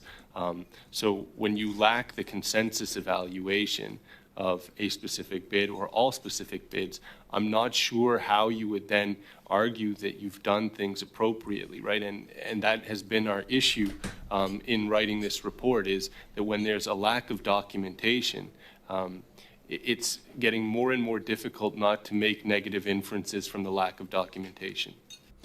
That's a very powerful statement. And, usually I think when it comes to projects like this, anyone that is looking to do anything nefarious, they seem to have this belief that, well, if we don't keep records, that's going to keep us out of trouble. Well, not necessarily in this case. So the issue is that they've found the appearances of nefarious things going on, and the lack of documentation is actually amplifying that suspicion of wrongdoing, because you don't have anything to refute it, right? So if you don't have any documentation to refute the nefarious activity, then the nefarious activity assumption stands. So this is getting very interesting. Peter Witten for a $2 super chat. Your first on live stream. Thank you very much, Peter. We very much appreciate the donation. And Margarita Cardoso with another $2 super chat. Thank you very much. Can't wait for Brock. Join the club. Neither can we, yeah. Crash78 with a $5 super chat. Okay, what should Larry Brock's nickname be? And go. I don't think he needs one. We always just say, can't stop the Brock. But I don't know. There was one live stream we did where everybody in the chat was coming up with these amazing names, like Brockinator, and just awesome. So maybe you guys come up with some in the chat. Brock Lobster. Yeah, they were really funny. Anyway, let's go. J'ai été enseignante, notamment. I was a teacher in intellectual work methodology, and what you have underscored in your work, had I had to assess one of my students who'd made such omissions, well, their grades wouldn't be really very good at all, quite poor, in fact. So how can we ensure that officials and public servants are complete and sound in their work methodology? Providing evaluators guidance. So as you can appreciate, not every evaluator who's a participant in the process is experienced. And so therefore, they require guidance in terms of what guiding lights should ultimately inform their work. Evaluators play an incredibly important role in the process. And so therefore, without that existing documentation and also training as to how to perform evaluations, it's really not fair to the evaluators to expect them to understand how to evaluate appropriately. And that's something I think we see across government, is it's very inconsistent. Some departments do it much better than others. Merci. Thank you very much. Ms. Backrack, please. 2.5. Thank you, Mr. Chair. One of the contracts with GC Strategies identified in the report, valued at $13.9 million, was awarded under the national security exemption, requiring the company to have what's called designated organization screening with approved document safeguarding at the level of protected B. Now, I don't know what all that means, but it sounds like it's a level of security clearance that's required for them to have the contract. Now, in your report, you say that GC Strategies did not meet this requirement when it was awarded the contract, and then 14 months later, they changed the requirements of the contract, and all of a sudden they did meet the requirements. Now, there's 14 months that go by where you have a contractor that doesn't meet the security requirements of a contract.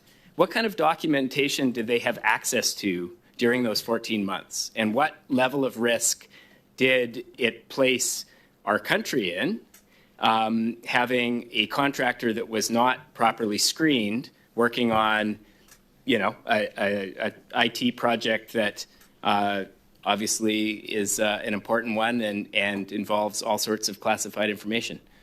What's the level of risk there? So again, I have to confess that I also am not a security expert, but I would suggest that it would seem that they would have access to documentation up to the protected B level.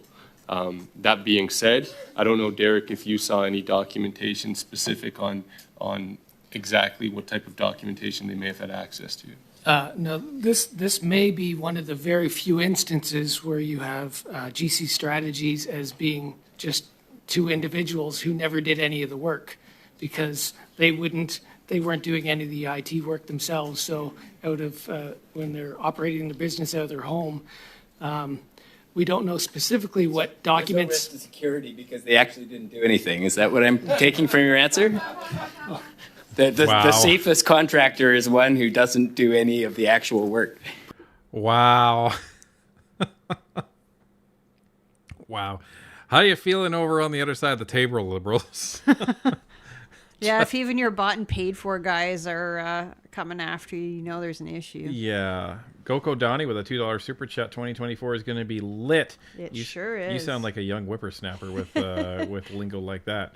All us old fogies aren't familiar with that. But I know it means awesome. It has been said that if it is not written down, it didn't happen. Records cover your ass. Rabbi Sayus with a $5 super chat. It's also been said, screenshot or it didn't happen. Peter Giroux with a $2 super chat. You just got brocked. Platinum Sniper with a $2 super chat. Mr. Johns, it's a Thursday. Yeah, he's probably still recovering from that. Yeah. Justin Brown with a $6.99 super chat. Thank you very much for that. I'm not sure if you meant to write anything with that or not. If you did, hit Barnaby up, and we will make sure you get a say. Shed Dwelling Hermit with a $2 super chat. Thank you so much. The Brock, the people's champion. There you go. Absolutely. Why don't we just call him Brocky then? Oh, clever. Brocky. Da-na-na. Da-na-na. Please don't get us copyright strike for that. Yeah, seriously. So there you go. Brocky. I think it's it. You can let me know in chat what you think of it. Brocky Balboa. There you go. Brocky Balboa. Presumably, they would have been handling invoicing documents and that sort of thing administratively, but because they didn't do any of the work, they wouldn't have. They were processing the payments and putting them in their bank account, but they weren't actually likely to be accessing documents that were of a national security nature, if I can paraphrase. As I understand it, the two individuals who run GC Strategies are not IT experts. Did you find? I'm sorry, that is our time. Thanks, Mr. Chair. Thanks very much. Mr. Genis, please. Oh, Mr. Genis. Thank you, Chair. I'm so grateful that we have here today the watchdog responsible for government contracting. And do you think this is going to be his first question? what is it that you do? No, because these guys are on our side, right? These guys are very good at what they do, or else they would not be in committee right now. Yeah, I know, but I just wanted to press the button. Thank you for producing an excellent report on the ArriveCan scandal. I'm a father of 5 children, and I've changed a lot of diapers over the years, and none of them stink as much as the contracting system that you're describing in this report. Jeez. I want to start with the issue of minimum prices. When Canadians are trying to buy things, they try to find the best price that they can without compromising quality. Right now, so many Canadians are struggling and working overtime to hunt for those low prices. But paragraph 24 to 28 of your report describe a system for government purchasing that incredibly is intentionally designed to reward more costly bids and cut out lower bids. We have a procurement system that is designed to penalize the businesses that offer government lower prices. Not by accident, it's how the system is designed. You say, quote, this methodology disincentivizes bidders from proposing lower rates, end quote. To create a process that directly punishes suppliers for offering low prices suggests that the person designing the system is either completely insane or is intentionally looking for opportunities to funnel as much money to a preferred supplier as possible. Is there any possible justification for this system being designed this way? Yeah, and thank you, Mr. Chair. It's a fair question, and I think the answer lies in perhaps it was an attempt to address another known failing. So in examples where there's a low bidder who bids so low that they can't actually perform the work, but they need to ultimately have an opportunity to provide government services so that they can build up their resume and ultimately have experiences in subsequent opportunities, they bid below profit margins, right? So as a result, I think what's happened to the government in many, many instances is that supplier is not able to ultimately fulfill the services because it's no longer profitable for them. Or alternatively, they decline the work. So they've been awarded the contract based on the price, and when it comes time to delivering on the work, they don't do the work, so there's a significant amount of time lost. To address your question in terms of the price bands, though, I think what happened here is there was a deviation in the price band. And so as a result of the deviation, a clause that should have affected the ability to justify a low price wasn't available. Can I just dig in on that? The system you're describing, though, is based on something in relation to median price. It's not based on any objective evaluation of, in some cases you could say this is obviously a price that's suspiciously low for whatever reason. You can imagine that happens. But if it's based on median price, then if I'm bidding, I have to worry about, and it's within the narrow band you described, I have to worry that if I offer the best price and it happens to be just a little bit lower than what everybody else is offering, then I'm going to be penalized for being able to provide the best product at the lowest price. So I have to be increasing my price in order to ensure that I don't fall below. And I have no awareness of what prices the other suppliers are putting in. That creates a system, since it's based on median price, in which everybody is going to be bidding higher than they would otherwise because they're afraid of falling below. Right? So if you have 5 people bidding and you want to make sure you're not too far below where everybody else is, then you're gonna bid higher. But basic economics tells us that everybody is then going to be driving up the price of the bid. So that's just going to exert significant continuous upward pressure on the price, given how this is designed. So Genesis Face is kind of what my brain is doing right now. When it comes to this process. So what he's essentially saying, and what the Ombudsman is essentially saying, is that the procurement system is designed so that the government looks less favorably on lower priced bid submissions from contractors. Why? It's taxpayer money. Why would you want to spend more? Because he talked about a scenario where the assumption is that the lower bidders aren't actually aiming to win the contract. They're just aiming to go through the process so that their name gets on some of the contract bids, so they get more notoriety within the government, so that when they're on a contract where they actually want, then they will be seen as bid on other contracts by government entities, so that they can say, okay, well, this company, this vendor is not new to our purchasing, so we should look at them a bit more closer. But so that puts the government in a situation where they're saying, well, okay, so we're going to get what we pay for, assumingly, and that means that we're going to go for the highest bidder. So that is a terrible fiscally responsible purchasing process, because this is taxpayer money, and this is the problem. None of these assholes, pardon the French, see, I'm bilingual, none of these assholes actually care that this is not their money, that it's taxpayer money. The people that are sleeping in cars, the people that are sleeping in tents, the people that are skipping meals, it's their money. And you're choosing to spend it as irresponsibly as possible. Gee, no wonder why the deficit is so high. It's asinine. Vesper Design with a $5 super chat. Coming to Northern Perspective feels like I am back in class with a translator. Who could wade through this linguistic ninjutsu debacle if you two didn't interpret? Well, thank you very much, Vesper. Thank you, Vesper. Nice to see you in the chat.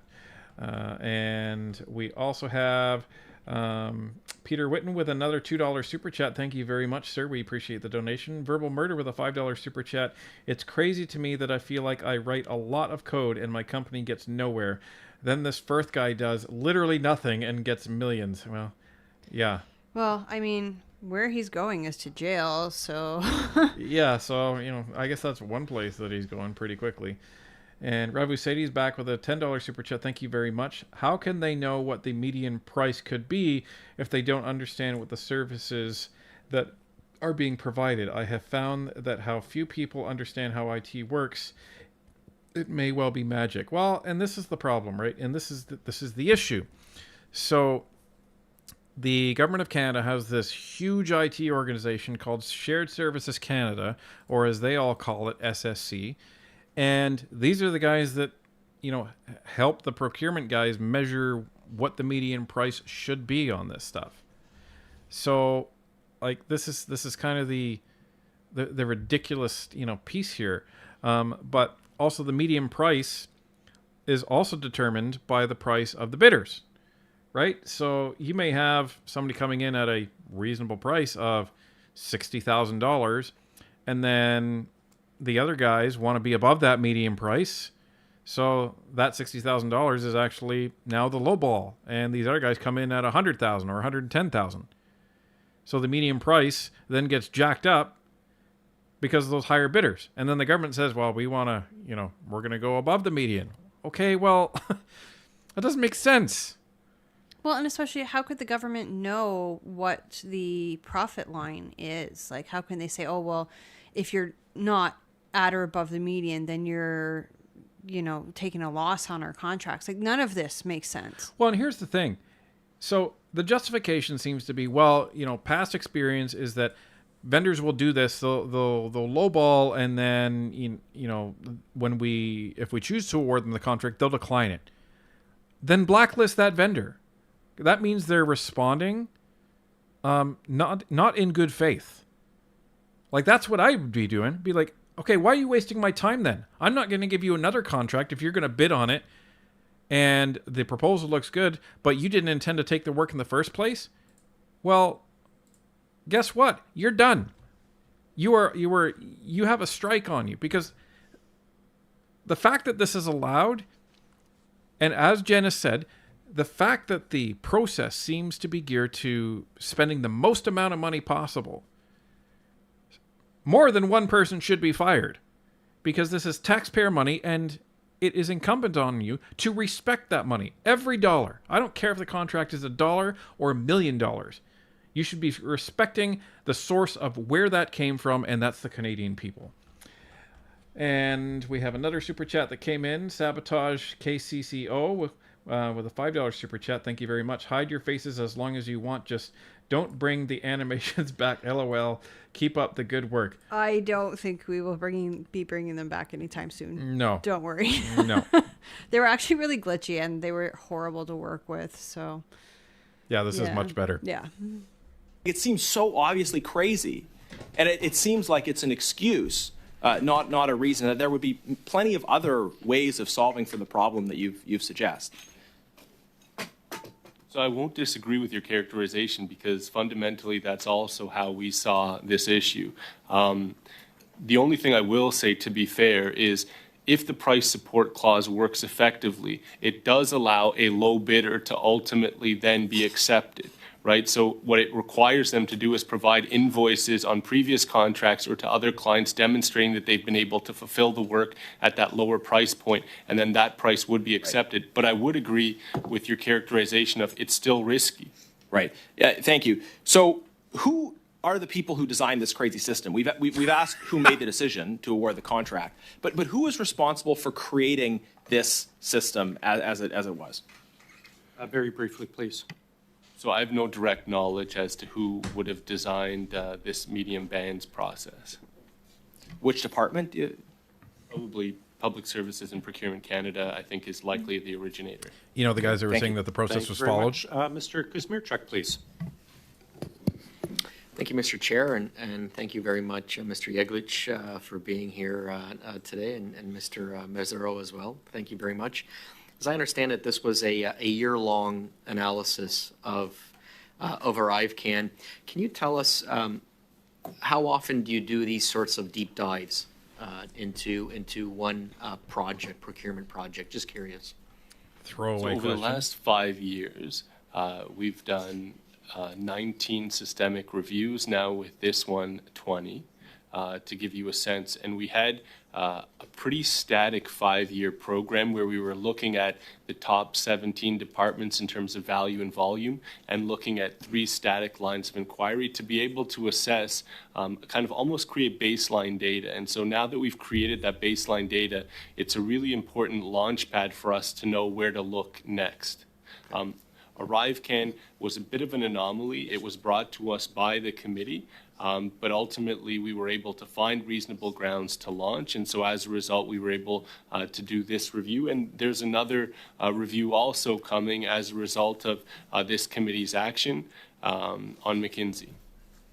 And you said 19 over the course of how much time? 5 years. Oh, over 5 years, yeah, okay. I bet the Liberals are going to be very nervous about the McKinsey study. That's hundreds of millions of dollars, everybody, to one firm, just because. So, Alice Avonlea with a $2 super chat. High price equals Freeland economy. Yeah, pretty much. Pretty much. And Robert McFallon back with a $10 super chat. Thank you very much. Let's take over the Green Party. Clyde has a brilliant idea. Okay. I don't know what the idea is, but... let's take over the Green Party. Yeah, let's do it. That's the idea. That's what I'm telling you. Oh, perfect. All right.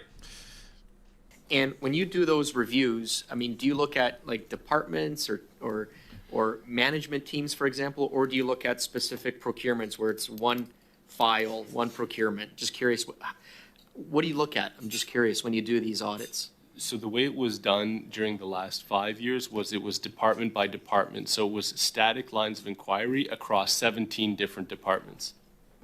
Okay, gotcha. So this is kind of unique a little bit. So absolutely, we've done a few that I would describe as ad hoc, so they weren't part of our systemic plans. That being said, our bandwidth is limited, right? And again, I don't want to make a plea to this committee, but I will say there's a lot of important work that needs to be done, and I'm not sure that I have the resources to do that work. So thankfully, to do this work and the work of McKinsey, we were granted the funds to do so. But now in future years, as we plan for new procurement practice reviews and other areas where we think we could highly be beneficial to the procurement landscape, I'm not sure that we have the resources to do so. And this is the problem, right? Because this is the issue with this whole Liberal government and how they run all of the government agencies, is there's so much waste. And because there's so much waste, you then have to beef up your internal audit guys and your watchdogs like the OPO. They're saying, well, there's so many problems that we need more people to actually evaluate it. So you end up spending more to actually have the guys that are watching your back to make sure you're following all your processes that you say you're going to do. And it's just this cyclical problem that just is exponentially increasing the cost of government. Whereas, if somebody just sat down and said, okay, enough, when we find stuff, we're not going to just, oh, well, that's unfortunate, and we're going to, make recommendations and change processes. How about this? How about if you find something going on, you fire people? How about that? Because sometimes it's not the process, sometimes it's the people. If the process is sound, then it's either the technology or the people that support the process. And if it's not the technology, then you fire these people because they're incompetent. Or they're being intentionally nefarious. P. Bizzle with a $2 super chat. Thank you very much for that. And Margarita Cardoza with another $2. Thank you very much. What's the McKinsey study? So McKinsey is this high-priced vendor. Think of them as the World Economic Forum, but in the consultant arena. They're one of the most expensive and I would say well-known consultants around the world. So they consult with governments all over the place.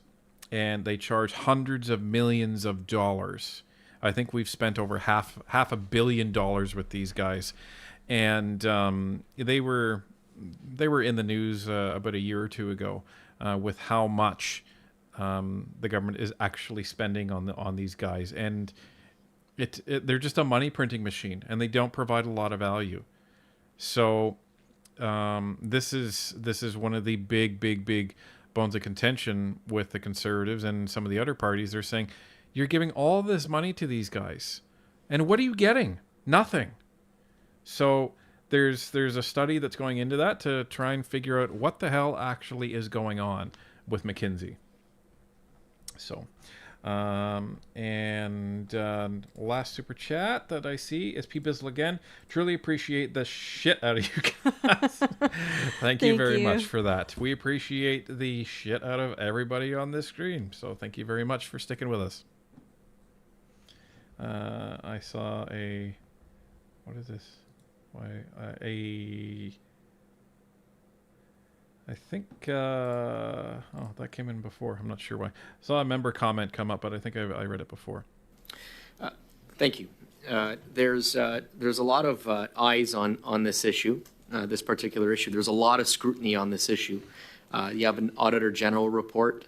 You have, obviously, the Procurement Ombudsman report that you've submitted. CBSA is doing their internal audit. RCMP is investigating a related issue. And then, of course, you've got the OGO committee here looking at this issue. A lot of eyes on this particular issue. Can you talk a little bit about your experience working with CBSA, which is the subject of, and PSPC, which are the subjects of this review, and shared services as well, too. Can you tell us a little bit about your experience for the last year? How forthcoming have they been in terms of information provided, and in terms of making your work go more smoothly? Can you speak a little bit about your engagement? Sure. So I'll let Derek answer the second part of this. I just wanted to say that we do follow a pretty standardized process when it comes to these reviews. So those departments that were subject to the review would have been provided preliminary observations, at which point they would have been given an opportunity to speak to any observations that we had seen based on a file-by-file analysis. After receiving any additional documentations, corrections, etc., we would then go to that first draft, and we would provide them a first draft of the report with a 20 working day review period, so they could then analyze the text of the draft, and they could provide, again, additional feedback, precisions. And again, that's where we want to land, is a factually accurate position. So if there are additional documents that you can provide, which did happen in many instances, then we would take those into consideration prior to finalizing the report. And then there's a final 10-day review period. And so there would have been interactions between ourselves and the departments who were subjected to the review during those touch points. Derek was the one who really managed the relationship, so I'll let him speak to how cordial or not those relationships were. Early in the process, we wrote, Alexander wrote to the deputy heads of those departments, and they identified a point of contact, usually a member of their senior management team. And then we held initial meetings with them, what we refer to as our kickoff meetings. And from there, we extended our document request. For each of the departments, I will say that we've received good support from each of the three that were involved in this particular review. We had some back and forth, of course, because they provide initial documents. Oftentimes we'd have questions about them. They were quite responsive in providing those responses.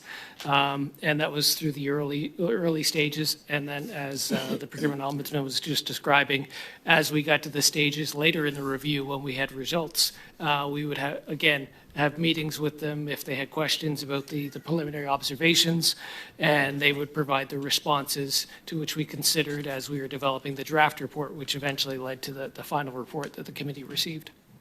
Thank you very much. If Brock is going to be speaking, I assume it's going to be shortly. But before we get to that, let's get to a couple of super chats.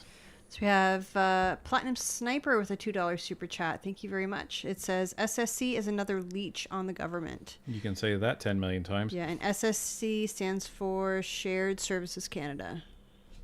And then we have Hunsford with a $5 super chat. Thank you very much. It says, Huzzah!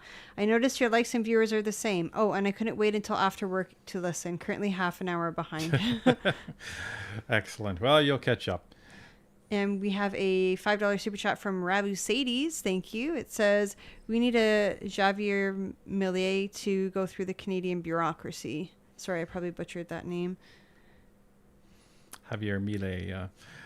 Wouldn't be a bad thing. And hopefully we get back to Mr. Brock soon, but I think he's probably going to go to Block, maybe? Over to you, Mrs. Block. No, Mrs. Block.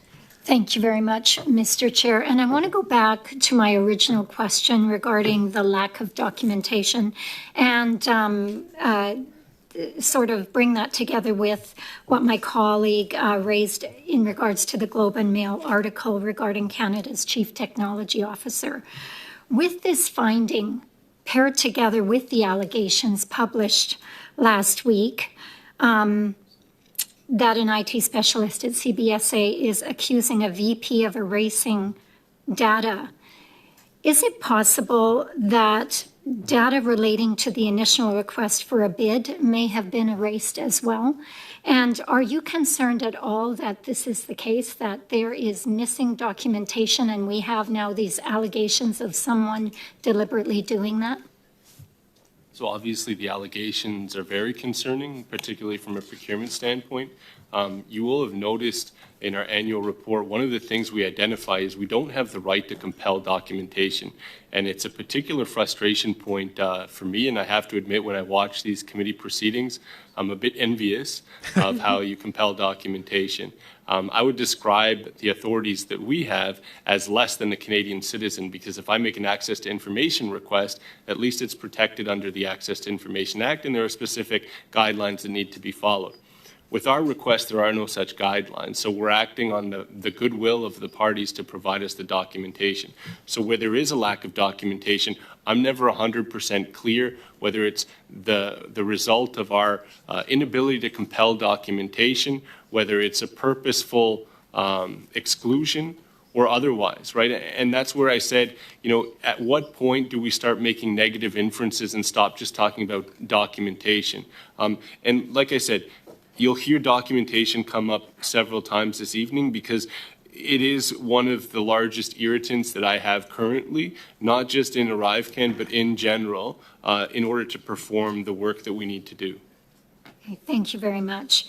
Going back to the 76% of the listed resources in successful bids that did no work on the ArriveCan contracts, I'm thinking that this means that companies were winning bids based on the resources or subcontractors that they claimed would provide if they won the contract.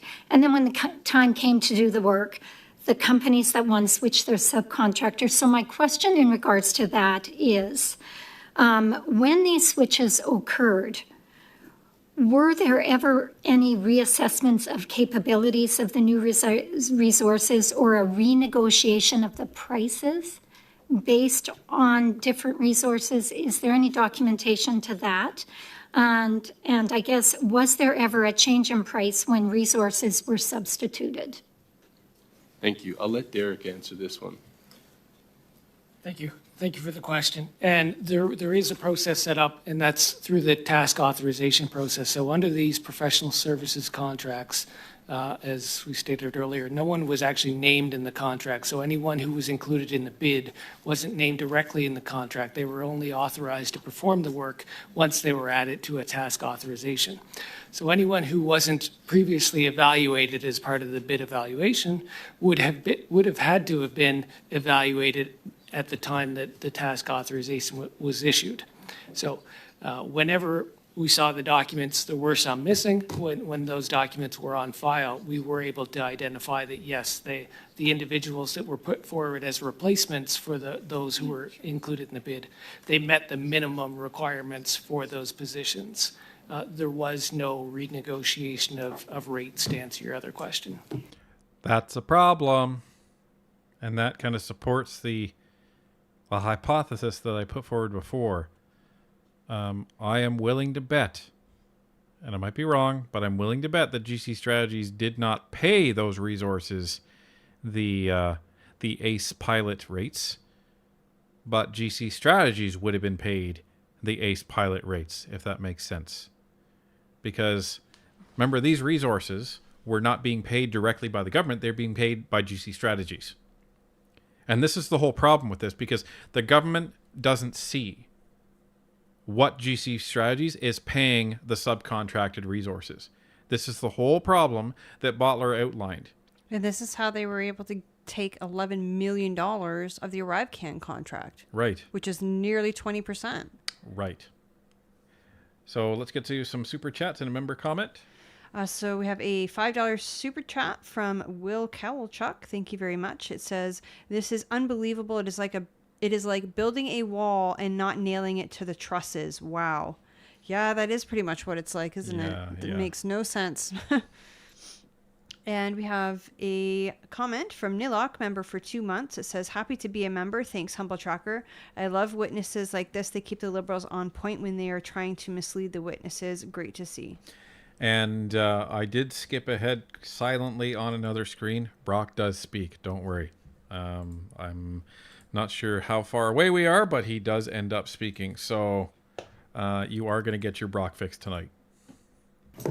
So with that answer, it is possible to conclude that potentially the vendors brought in resources that may not have cost them as much, and therefore received a greater profit. That's exactly what I said. On the project. That's a possibility. We don't have any information with that respect, though.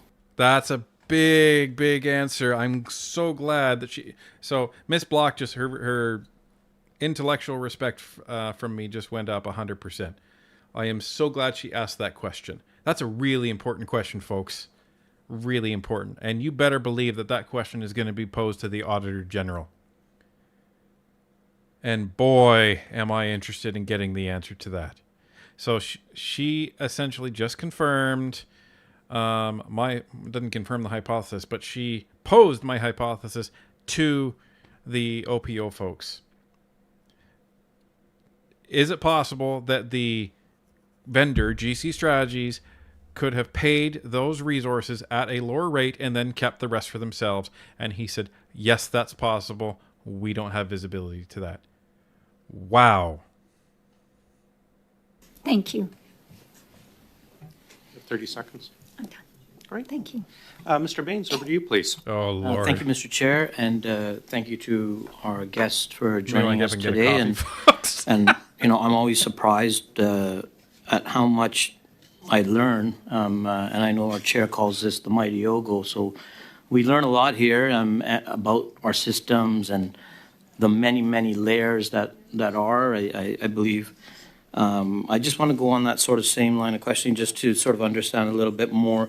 You said the practice of the swapping, commonly known around procurement practice, and it's obviously systemic, and do you know how long this has been going on to the point where do you believe this has become a normalized practice where certain people outside of the departments are being relied upon to do some work, headhunt for them and find these things, and again, it's become a normalized practice.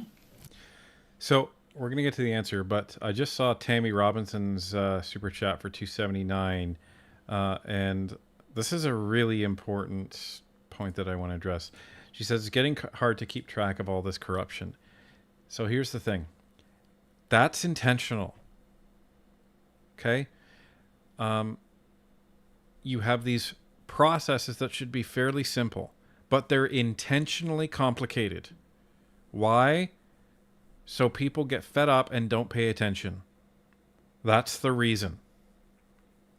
And as difficult as it is to wade through this, and I commend all 1,500 of you that have stuck around for the last 2.5 hours, it is so important to stick with it and to say, yes, it's complicated, but damn it, I want to understand this because this is my money and I want to see where this goes. And that's the only way we hold these people to account, whether it be MPs, public servants, or whomever. the same with banks. Banks, they create all of these overly complicated terms and processes and all this stuff, and they make up all this crap. Why? So somebody can be paid to understand it. Well, it's the same with taxes. It's why we have these crazy tax laws and everything's so complicated so that you have to go and get an accountant. I mean, the government knows how much money you owe them, but they won't tell you. You got to figure it out. Yeah.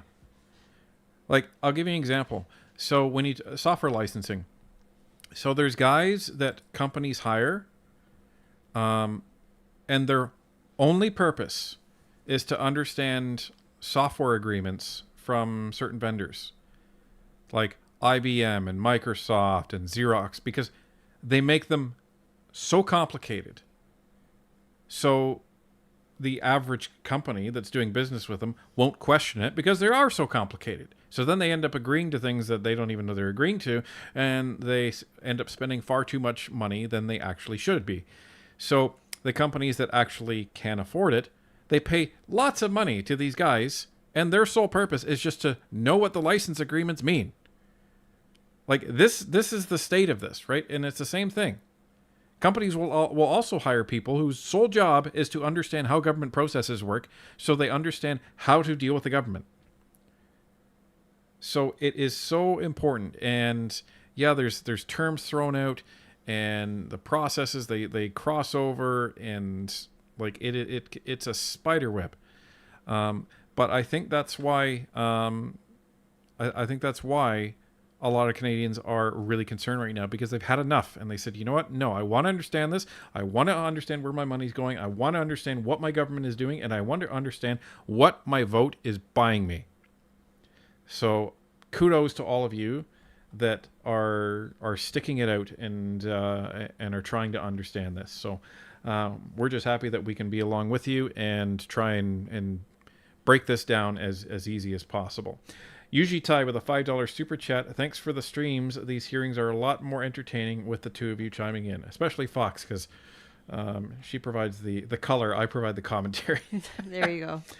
Rawi Sadies with a $2 super chat. 1,500 with only 179 likes. No, that's got to be part of that unsub bug that we're talking about, because I notice it on my phone. It shows up correctly with the number of likes, but on my computer it doesn't. Yeah, so yeah, that's a YouTube bug for sure. Unfortunately, we're at 1,581 likes with around 1,420 viewers right now. Hey, maybe if we get those likes to 1,600, Cypher will make an appearance with a Chihuahua. Yeah, maybe we'll see.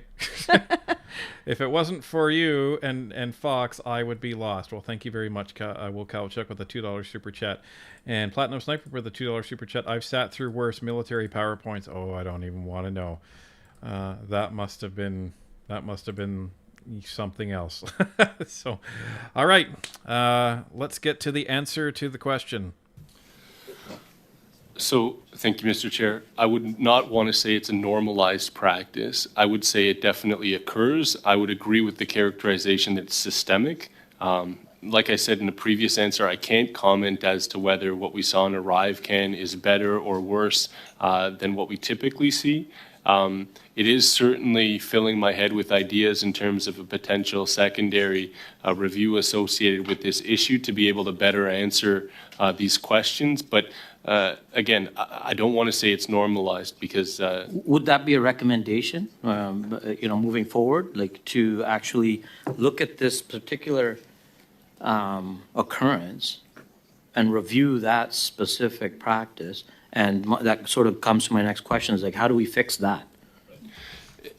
And as you heard in my opening comments, Mr. Chair, in order for me to launch a review, I need reasonable grounds to do so. So this is a perfect gateway to create reasonable grounds, because now we've seen the issue, we've known about the issue, and so we were able to make recommendations to help remediate. But that being said, I do think it does speak to reasonable grounds.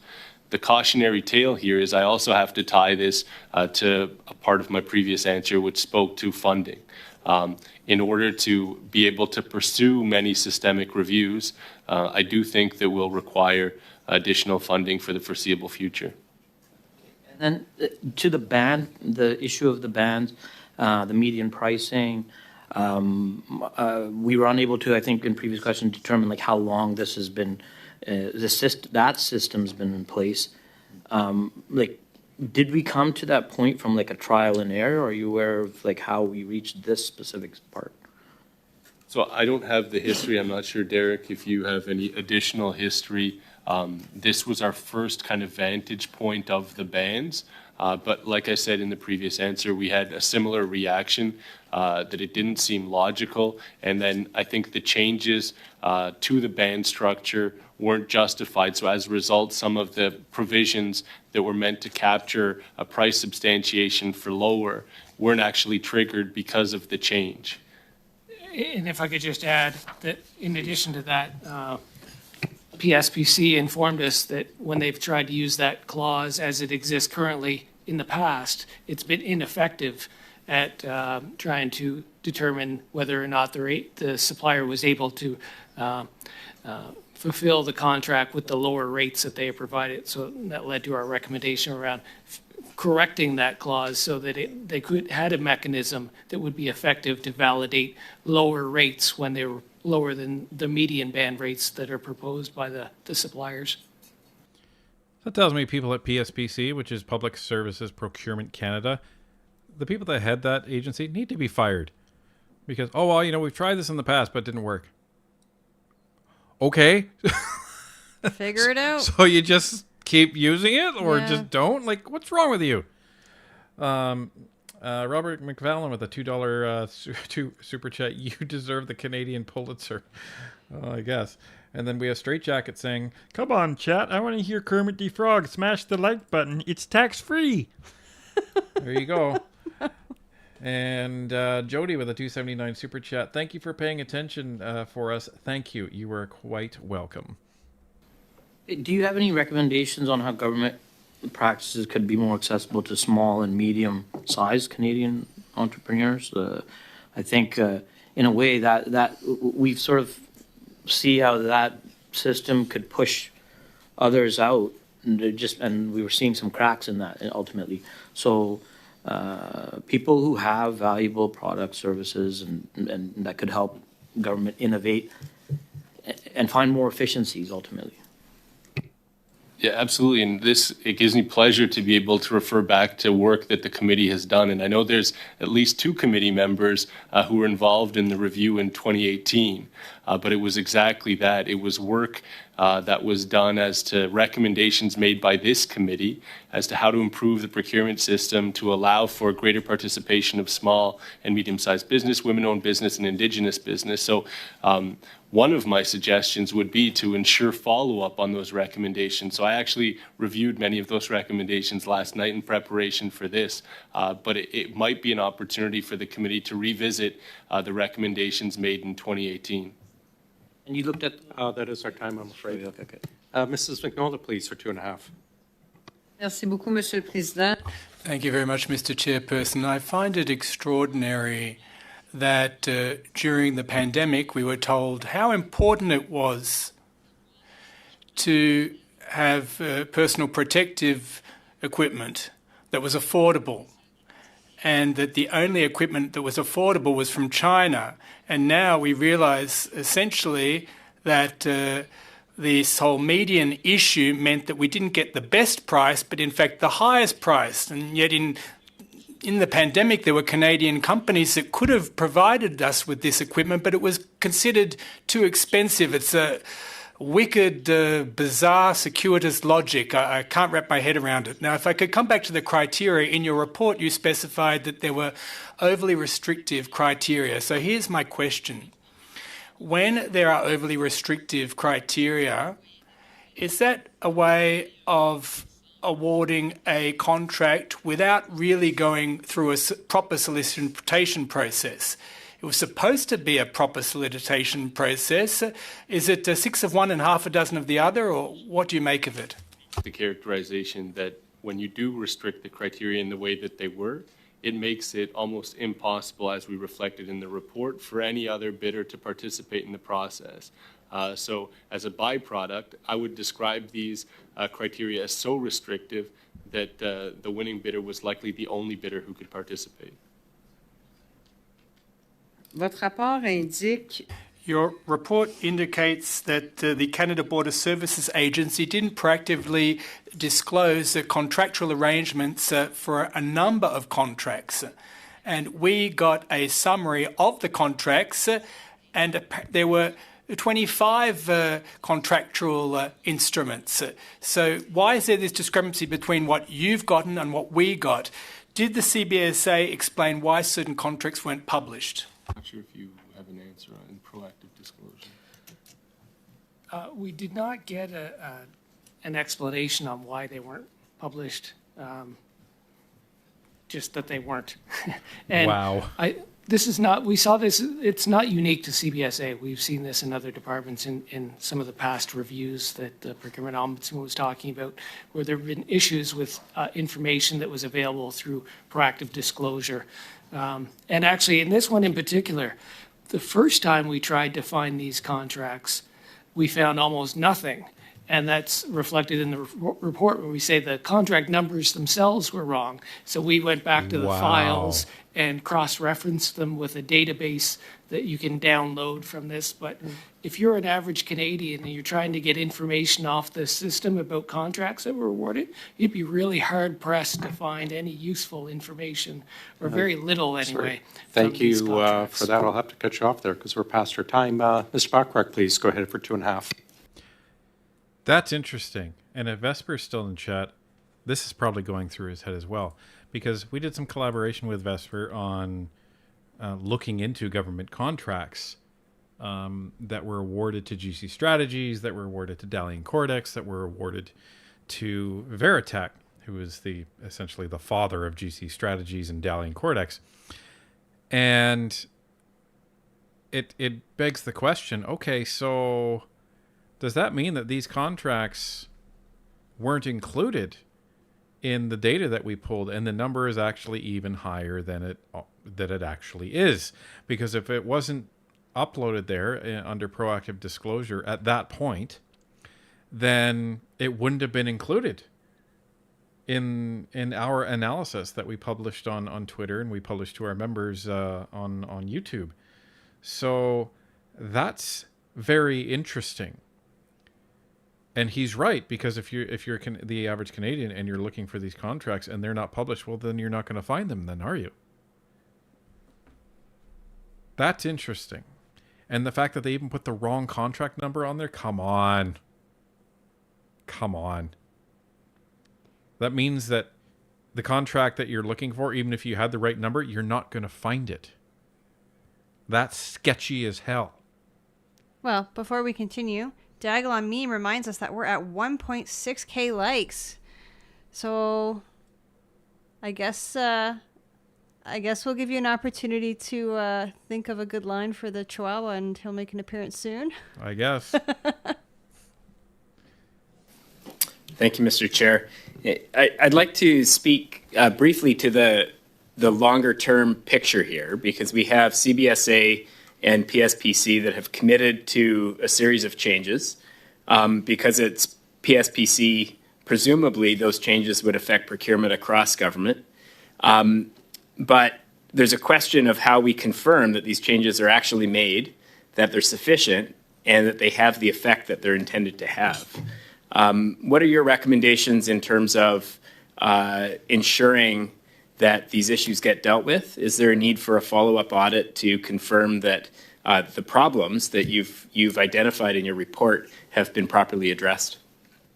So, Mr. Chair, thank you for the question. So, in fact, yes, in all of our systemic reviews, we do follow up 2 years after. So you heard me explaining the process for the 5-year review, where we reviewed the 17 largest departments in terms of value and volume. So we're now in the process of following up on those. We issue a report card at the end evaluating whether, in fact, there was compliance with the recommendations. And it's a pretty easy tool to see.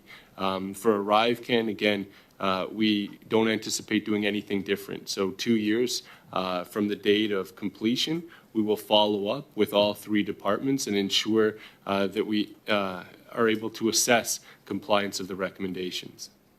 You were just answering Ms. Vignola's question around the proactive disclosure, proactive information sharing, and you said that it was very difficult to find information on these contracts. Is it your sense that there's a somewhat nefarious practice to prevent transparency, or is this just incompetence and people not following the rules because it takes time and it costs money and they don't want to do it? What's going on here? Why not both? So I do know that there's a resourcing issue, right? So again, we would not be alone in saying that the need for resources is real in the procurement community. I can't speak to proactive disclosure specifically. I know Derek was leaning in, so I imagine he has something a little bit more intelligent to say than what I'm offering. But 20 seconds, we better shift to him. Okay. No, I would like to think it's a resourcing issue and training and development as opposed to anything else. And this is at the department as opposed to on the part of the contractors. Correct. Okay. Thank you. Thanks very much. Mr. Brock, please go ahead. Thank you, Chair, and thank you, gentlemen. Thank you for your report. Thank you for your transparency on this extremely important issue. I want to just circle back a little bit. There's a couple of comments that you prefaced earlier today that we have to focus in, this was during the pandemic, we had to move very quickly on this particular app. But you'd agree with me that notwithstanding the pandemic, the spending on this app does not give the Justin Trudeau government a license to fleece the taxpayer. Would you agree with that comment? Mr. Brock, you forgot to tell him I'm a lawyer. Jarsha with a $10 super chat. Here we go. Can you smell what the Brock is cooking? Colin P beat me to it in chat, but what you gonna do? Stephanie Worley, welcome to NP supporter. Thank you very much for joining the membership club. Platinum Sniper with a $5 super chat. We will take no lessons from the Conservatives, Mr. Speaker. And Hunsford with a $5 super chat. We are at 1,600 likes, Mr. Cypher. Yes, I'm reading backwards. So there you go. I think I am finally caught up. So here we go. You laugh. Yes. Right? No prime minister should be doing that. Right? Is that a yes? It's no comment. No comment. Let's deal with the elephant in the room. The elephant in the room is the expansion of outsourcing. Last year alone, $14.6 billion was spent on federal outsourcing.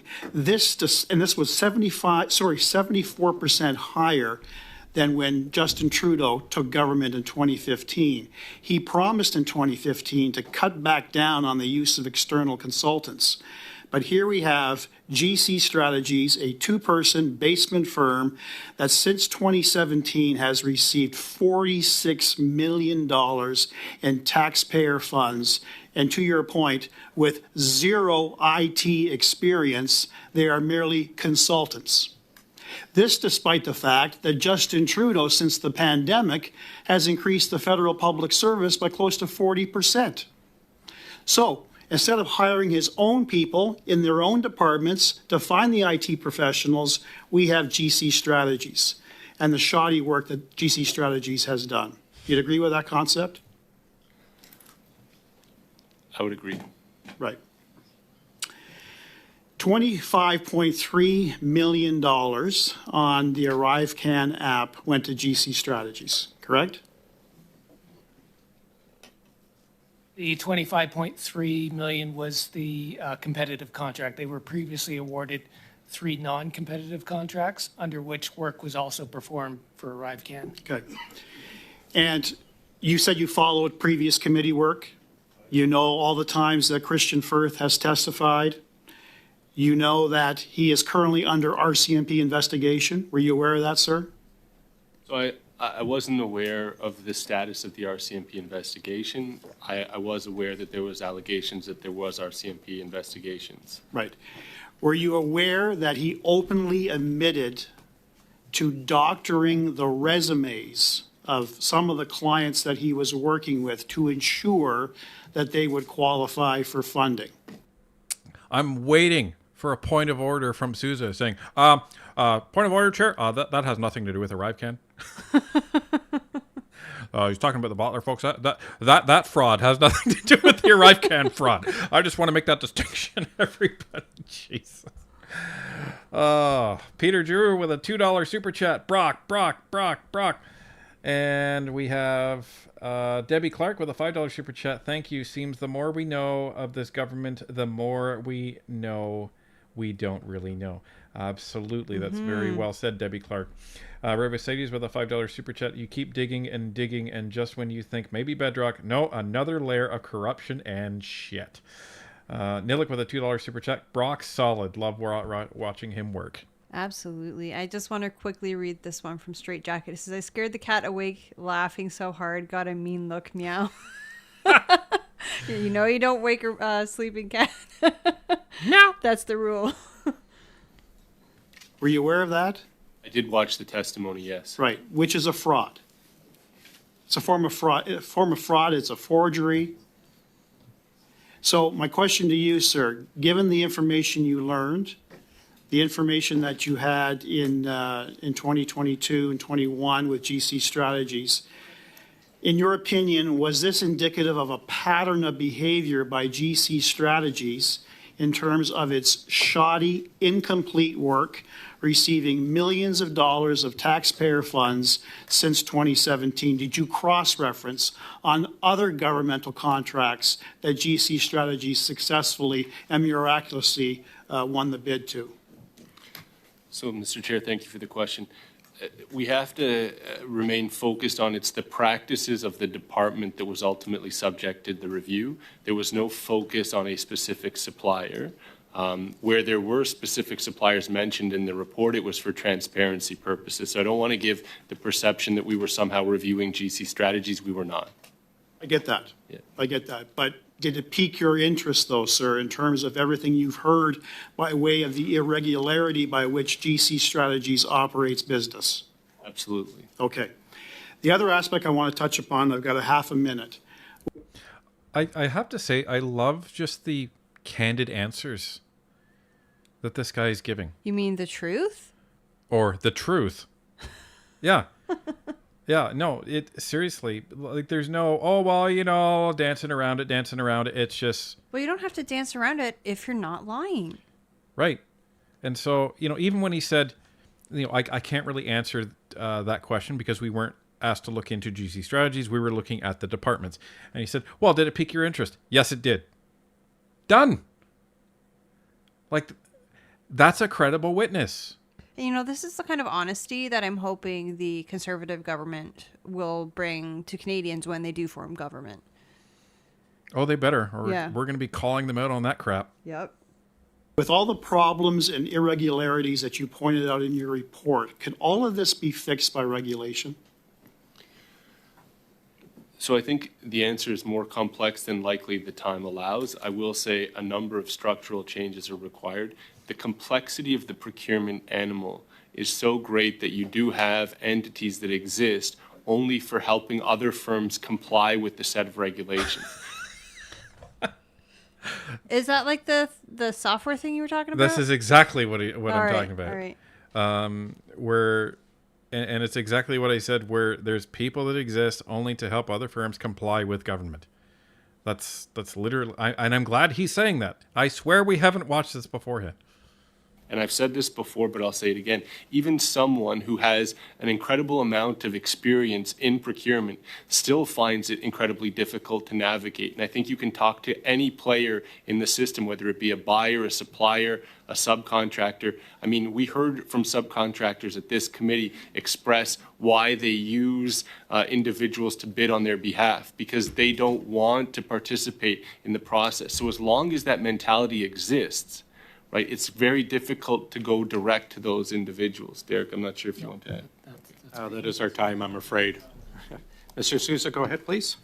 It's important to note that Christian Firth was awarded many contracts by the former Conservative government. Oh as my well. God. And Oh my God. I don't think so. I don't think so. GC Strategies was formed in 2015. I don't think so. If Christian Firth used to work for Veritac, so if you want to talk about Veritac, then sure. But if you're talking GC Strategies, there wasn't a lot of time because they just formed GC Strategies. I believe it was in the summer of 2015. So sorry, Sousa, that is a falsehood. If you're trying to insinuate it was GC Strategies, who do you think you're talking to here? And I also want to make certain that we debunk something that's been noted in that there has been payments made that for work undone. Did you find that to be the case? Sorry, I apologize. I had a difficult Were time payments made that for work that was not done? So I'll just reiterate, we did not look at the actual payments. So, but you don't have that reference. You don't know that to be the Right, case. Okay. And were the parties, were the departments cooperating in respect to this review? Did they give you full cooperation? Did you find yourself lacking? Yeah, and so I would say we had full cooperation from the departments. Now, you're a professional. You've done procurement in the past. From what I read, like, can you just give us, have you done something of this consequence, of this scope and size yourself? In terms of me being a purchaser? Purchaser in a procurement process like the ArriveCan. Have you been involved in something of this consequence? No. So in the circumstance that we were there, we have a global urgency. We have certainly a lot of moving parts. Death toll is rising. The concerns around the country and the world was to find ways to protect Canadians. Can you tell this committee that the process could have been done in-house? Could this have been done in-house? With all due respect, Mr. Chair, I'm not sure that I can answer that, given that I have no IT expertise. If you're talking about the procurement process specifically? Yes. Do I think the procurement process could have been done differently? Yes. Could it have been done at the time in-house, given the circumstance? Could we have been the general contractor of this process? You can't answer that. He already said so. That piece I cannot answer. I can't speak to the abilities of CBSA. And you know what? That's important. That's important because this guy has, from the sounds of it, the same amount of IT expertise that Christian Firth does. Okay? So where I'm going with this is, if that is the case, then Christian Firth should not be the guy that you're asking for IT resources from, because he has no idea. Right? So I think it just illustrates the point quite clearly. So let's get to a couple of super chats that came in. I believe I hit this one, but just in case I didn't, Nilik with a $2 super chat. Brock Solid, I love watching him work. And Will Kowalchuk with a $2 super chat. It's about time someone speaks up. Yes, it certainly is. We have Dandaman 966 with a $5 super chat. Larry Brock 316 says, if you think he is full of crap, give me a hell yeah. And I think that's it. Given your understanding and the value of contractors and subcontractors, was the system taken appropriate, given the circumstances? Again, I can't speak to, I can only speak to the information that was provided to us, so I don't have the same level of knowledge and awareness that CBSA did in terms of making their decisions at the time. So if you're not aware of the circumstances or the consequences or the scope or the vulnerability that was at stake, how can you assess the value of those contracts? You really think that's a gotcha question, Sousa? Because it isn't. Isn't that the guy's job? Yeah, it's literally his job. Like, because he's saying that he can assess the value of the contracts because of the way the process works. This is where you don't want to mess with process guys, Sousa. Process guys can walk into literally any department in any organization in any country on the planet, and within an hour know more about the process than the people that actually use the process. These guys are really, really good because they look at what is done and they document that. They are really good at understanding this. He can say that these were not fair value contracts because the government historically, based on the process, has always gone for the high bidder. Meaning, you have to overbid in order to get the contract. He can tell you that based on his process analysis. And number two, he's saying, well, you didn't know the circumstance, you didn't know this, you didn't know that. It doesn't matter. He's evaluating the process. And what he's saying is the process wasn't followed. What you are dangerously trying to do is justify, and I hope somebody picks up on it at some point, is justify, well, it's okay that they didn't follow the process. It was COVID.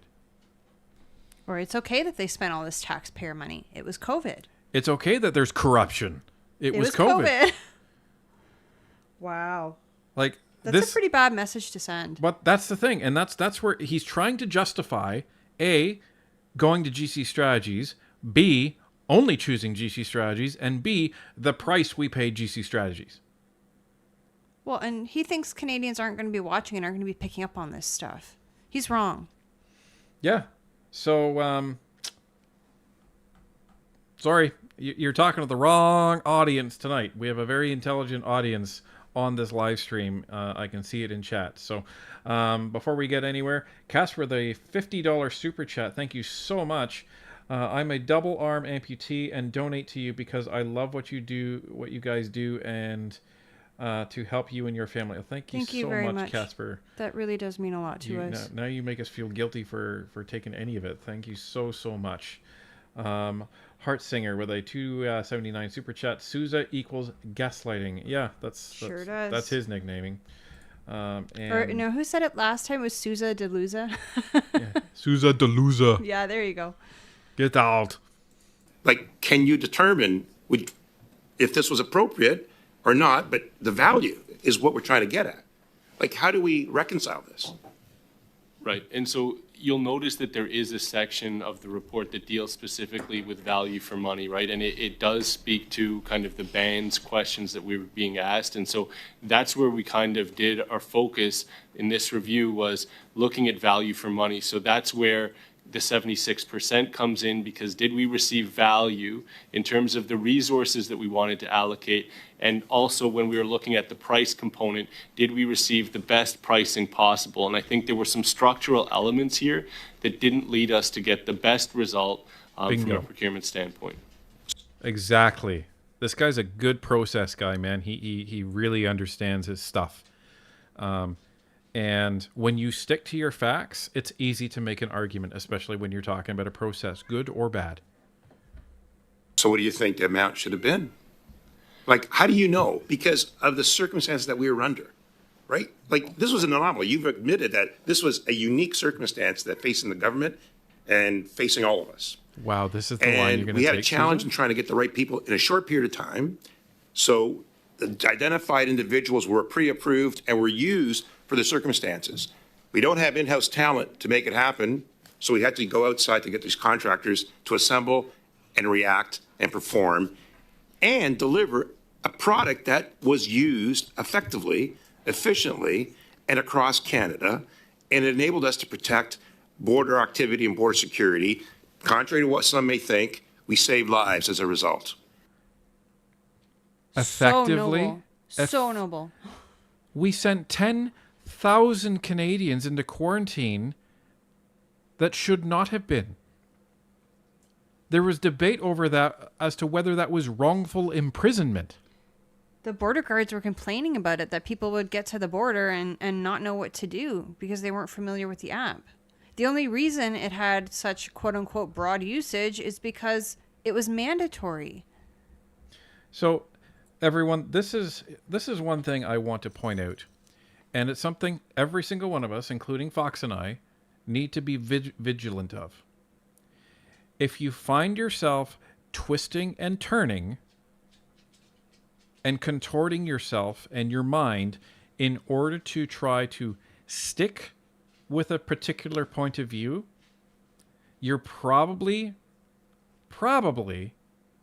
adhering to an ideology. Meaning, you're actually not aligning to your own individual thoughts and beliefs. You're aligning to somebody else's. Because the Liberals are picking a hill to die on here. And we talked about this way back in the beginning, back in October and November about this. Initially, this sounded like that this was just a shady deal between Cameron MacDonald and Christian Firth. And this would have been easy. A great opportunity for Trudeau to say, I'm going to demonstrate that I hold my departments accountable. And he could have thrown the book at them. And it would have shut down any complaints from the Conservatives, and this would have died very quickly. But here's the thing. They didn't do that. They are twisting and contorting themselves into so many different directions in order to justify this. So what that means is there's a reason why they're doing that. And it means, as we've started to see, that this isn't just about a dirty deal between Cameron MacDonald and Christian Firth. There's something larger at play. And the problem is the Liberals are backing themselves into such a corner that they're just trying to say, well, you know, so what would that price what would that price have been? Like, really? How can you tell that price? Well, here's the problem. He's actually completely sabotaged his own argument, because the retort to that is, well, Mr. Sousa, based on the process that which the Public Service Procurement Canada Department runs by, I couldn't tell you what the proper price is for literally any contract then. Because if everyone is bidding the highest amount that they could, I don't know what we could have paid for these, because the process is designed that way in order to reach the highest bid. We will never know what the lowest amount of money to be paid on some of these contracts was, unless two guys spend a weekend trying to replicate it. That's the problem here. So, you know, even if you've thrown your weight behind the Conservatives, which is the common sense thing to do right now, try to avoid the danger of just aligning to it completely regardless of what arguments are thrown at you. The Conservatives deserve to be questioned on things as well, as we have done. So just be vigilant, and we all have to do that. But that's how you hold the government account. It doesn't matter who's in power. Now, before we go any further, Fox, you want to get to the super chats, starting with Ravi Sadie's? I have $5 super chat from Ravi Sadie's. Thank you very much. It says, the look on Alexander's face as he tries to process the stupid coming out of Sousa. Oh man, poor guy's gonna need like some Tylenol or something for that headache. It's not a Sousa. It's not a Sousa at all. I have Will Kalchuk with a $2 super chat. Thank you very much. It says, this is the best witness we have ever had. I think so. I agree. Yeah, I think so. For this committee, from what we've seen, absolutely. And then we have Platinum Sniper with a $2 super chat. It says, do I hear a kitten?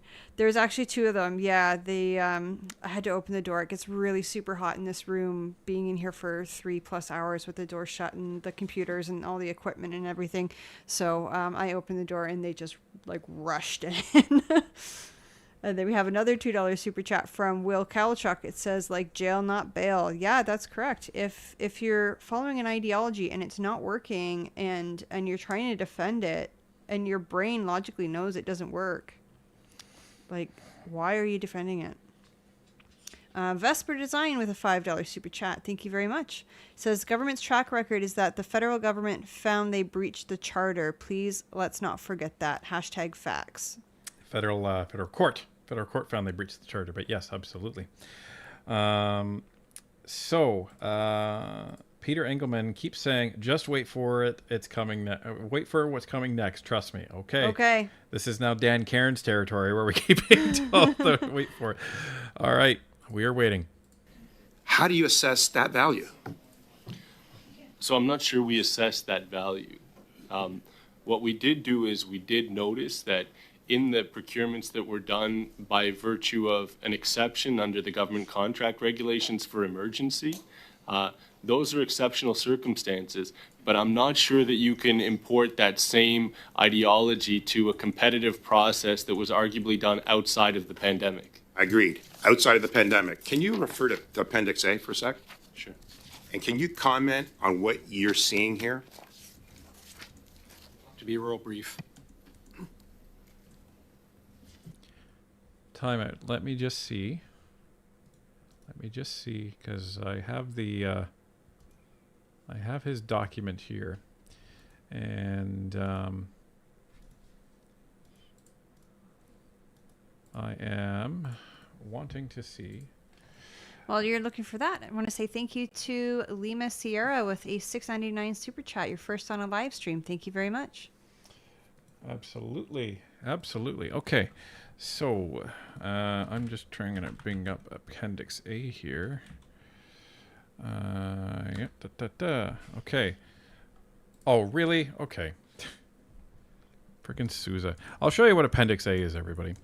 It's not surprising. Let me just make sure that we're going to be showing you the right window. So, because it is typical of Sousa. So, this is Appendix A.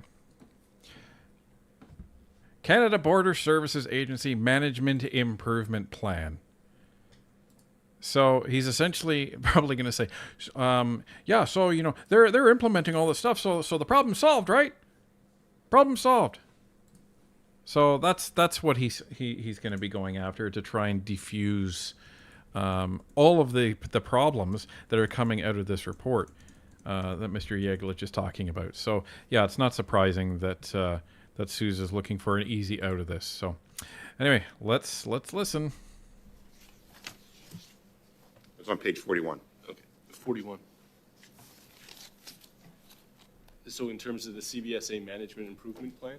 And the procurement improvement plan, as well as the two. Mr. Sousa, I'm afraid that's our time, but perhaps Mr. Shwari, who is up next round, can ask that. Mr. Kuzmirchuk will be then. Mrs. Kusi, for 5 minutes, please. What do you got, Stephanie? Sure. Thank you very much, Chair. I just want to make two very clear clarifications, not only for this committee, Mr. Chair, but for Canadians who are watching currently. And the first item is that GC Strategies was not even formed until 2015. Oh my God. Oh my God. Thank you very much. Thank you, Stephanie. It's like she knows what's going on inside your head. Yeah. Yeah. And thank you for making, our audience know that I know what I'm talking about. I appreciate being validated by an MP. Thank you very much, Stephanie.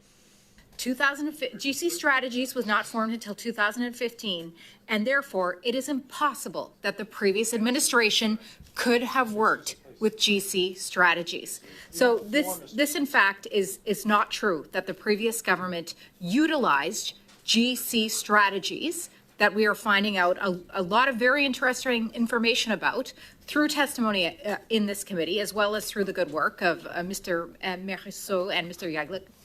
So that's the first clarification I want to make for this committee and for Canadians, Mr. Chair. I want to make this clarification for Mr. Sousa. You will be destroyed! Now we can continue. And the second clarification I would like to make is that PHAC, the national organization that oversees the health of Canadians, actually publicly indicated that this application, this horrific application that cost $54 million to Canadians, did not save a single life.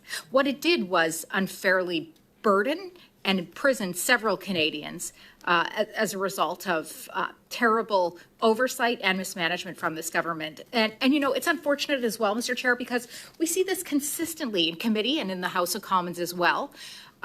Accusations of the current government, even the Prime Minister, we saw this again today, trying to lay the blame of so many different problems that we face in this nation at this time, to the previous government, when the current government has been in place. Point of order, Mr. Chair. Years. So to be clear, Mr. Chair, what is? I would like to clarify. Thank you so much. We've drifted so far from the issue at hand. What is your point of order, please? I just want to know what the relevancy is here. It's not a point of order, Mr. Kuzmirchuk. We're going on a tangent here. You tell him, Kelly. You know that's not a point of order. Mrs. Kusi, please continue. I love Kelly McCulley. He is so polite at telling liberals, piss off. he knew what was coming. He's like, yeah, Mr. Kuzmirchuk, what's your point of order? Yeah, that's not a point of order. Shut up. It's so great. Before we get back to it, we want to say thank you to Crash78 for gifting 10 Northern Perspective memberships. Thank you very much. We also want to say thank you to Pink Emo Slayer with a $2 super chat. It says, at least Suze's face isn't red today. Yeah, what was going on with that the other day? That was weird. Blood pressure. We also want to say thank you to Mr. Excuses with a $5 super chat. My cat wants to say thank you too. The government feels like being in an abusive relationship. Absolutely. Yeah. It's really scary, really. Yeah, that you can't get out of. No. I also want to say thank you to Diane Sylvain with a $20 super chat. It says, so here's some truth. Narcissistic / borderline personalities / psychopaths live in their head with their fantasies. They do not have a sense of self, so they cannot react to reality at all. Professor Sam Vaknin and others. Very interesting. Okay, let's continue. The relevancy for Canadians that are watching is that we are in this committee. Government operations is seized consistently with getting the truth for Canadians. And again, we see members of the government trying to confuse Canadians with misfacts, misinformation. Here today specifically regarding the application Saving Lives and the use of the federal government under Prime Minister Harper using GC strategies, which was simply not the case. Now, Mr. Chair, with the remaining time that I have, I will continue on my questions. Point of order, Chair. This is making us look bad. Thank you very much for the Super Chat Platinum Sniper with your $2 donation. Thank you very much. Excellent point of order. It very much describes the previous point of order. And E. Kingston with a $27.99 super chat. Thank you so much. Thanks for all of your hard work. Your channel is keeping everyone sane. Thank you very much. And that's your first super on a live stream. Thank you very much for that donation. We appreciate every single donation that anybody provides us because we know money is tight across the country. So we really, really do appreciate it. In your report, you state that 23 out of the 23 competitive contracts reviewed, you do not see instances where point-rated criteria unfairly restricted competition. We've now seen evidence that in other contracts, GC Strategies had manipulated their resources information in order to meet the point criterion. I think that's important because it's consistent with the bait and switch conversation that we've had throughout this meeting here today. So was this type of misconduct something that would have been covered within your review?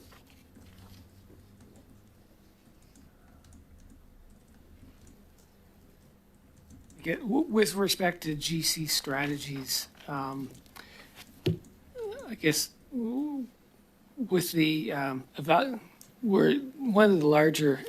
Sorry, I'm pausing here because I was thinking more about the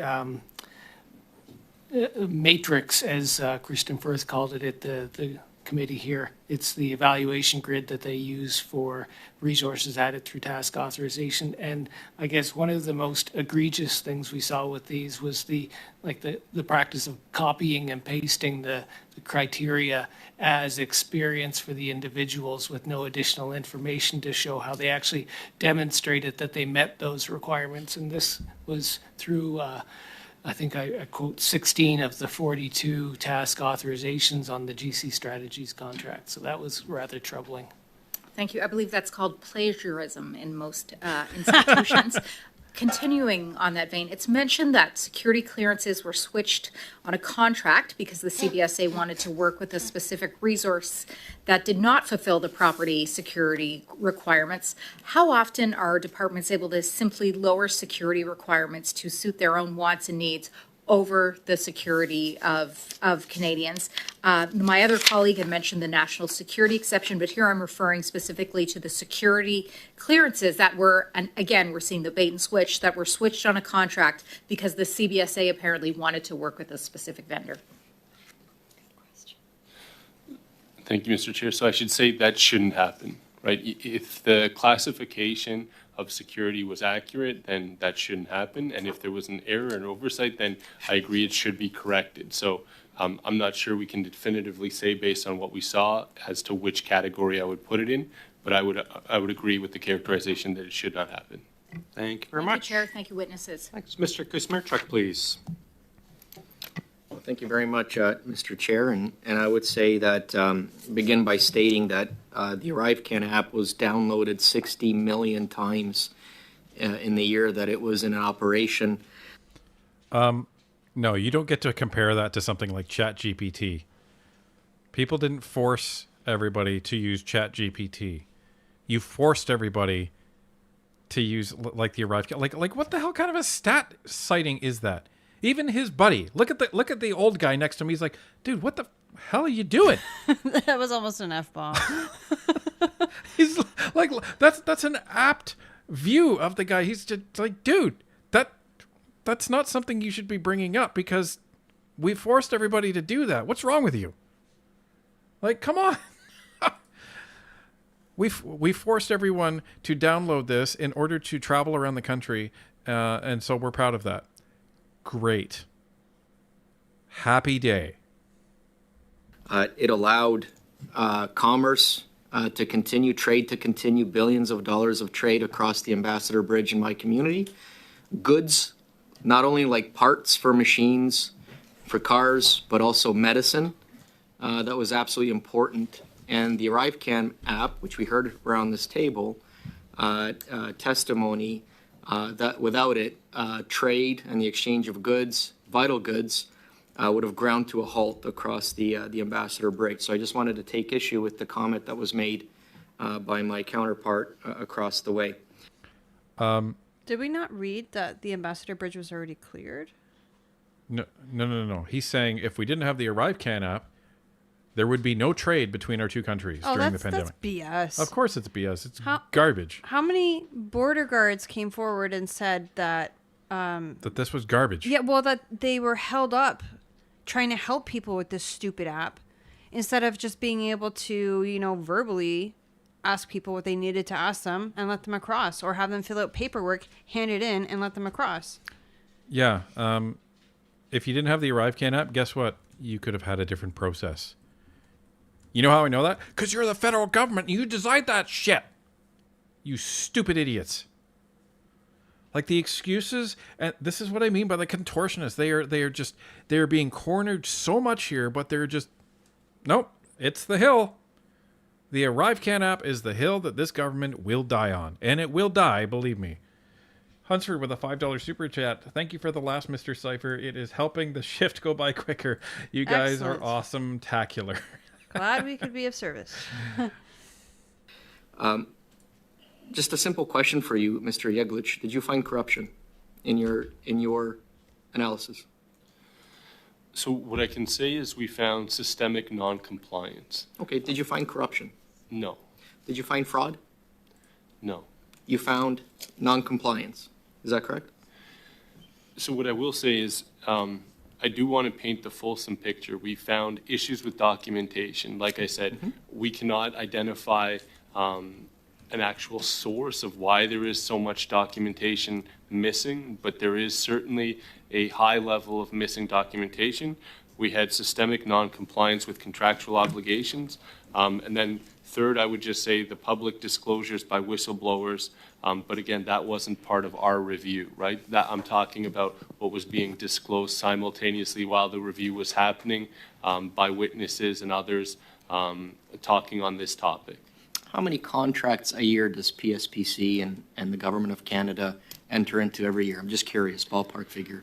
Oh, now he's going to use it. Well, so of all these contracts, we're worried about one tiny little $54 million contract?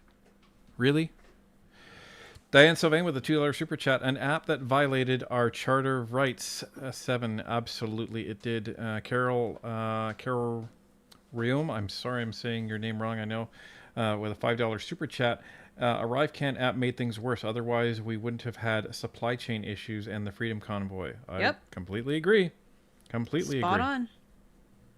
I think I heard one of the witnesses mention 10,000 transactions, but I think I'm outside of my level of knowledge, but I believe a witness did mention 10,000 was a figure. And you talked about the fact that procurement is a very complex creature, would you say?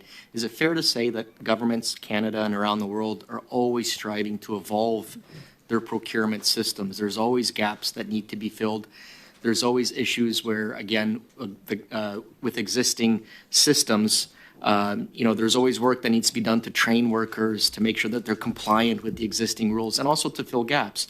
Is it fair to say that Canada's no different from other procurement systems in Canada or around the world? Wow. Wow. Wow. I'm sure these guys didn't study other procurement systems around the world. Well, and the fact that they're saying, oh, well, our system's bad. Everybody's system's bad. Yeah, it's like that thing my mom used to say when I was a kid, like if all your friends were jumping off a bridge, would you do it too? Like just because everybody else is doing it or everybody else's are poor, if that's the argument you're trying to make at least, doesn't mean Canada's should be poor. Like be better. This is crazy. The answer... This is your taxpayer dollars at work, right here. Well, other government procurement policies are bad, so ours are allowed to be bad, despite the fact that we've spent months saying that all of our rules have been followed, and that was the original hill that we were going to die on. But then we moved the goalpost because you've actually demonstrated that that our processes actually suck, and. So now we're going to say, well, they suck, but everybody else has sucked. So that's okay. And that's okay that we're wasting hundreds of millions, in fact, billions of dollars of Canadian taxpayer money. That's okay because other governments suck as well. So yeah, there's nothing to see here and let's just move on. But when appropriate, it's the Conservatives' fault. On that score. I would say there's certainly jurisdictions where procurement continues to be a difficulty in terms of advancing objectives. And I would describe that we've seen significant change in Canada over the last several years. But I also have to honestly say that if you look at certain reports that were issued even a decade ago about some of the problems that we see in procurement, they would still apply today. And so to me, that's indicative of, yes, there is absolutely positive change being made.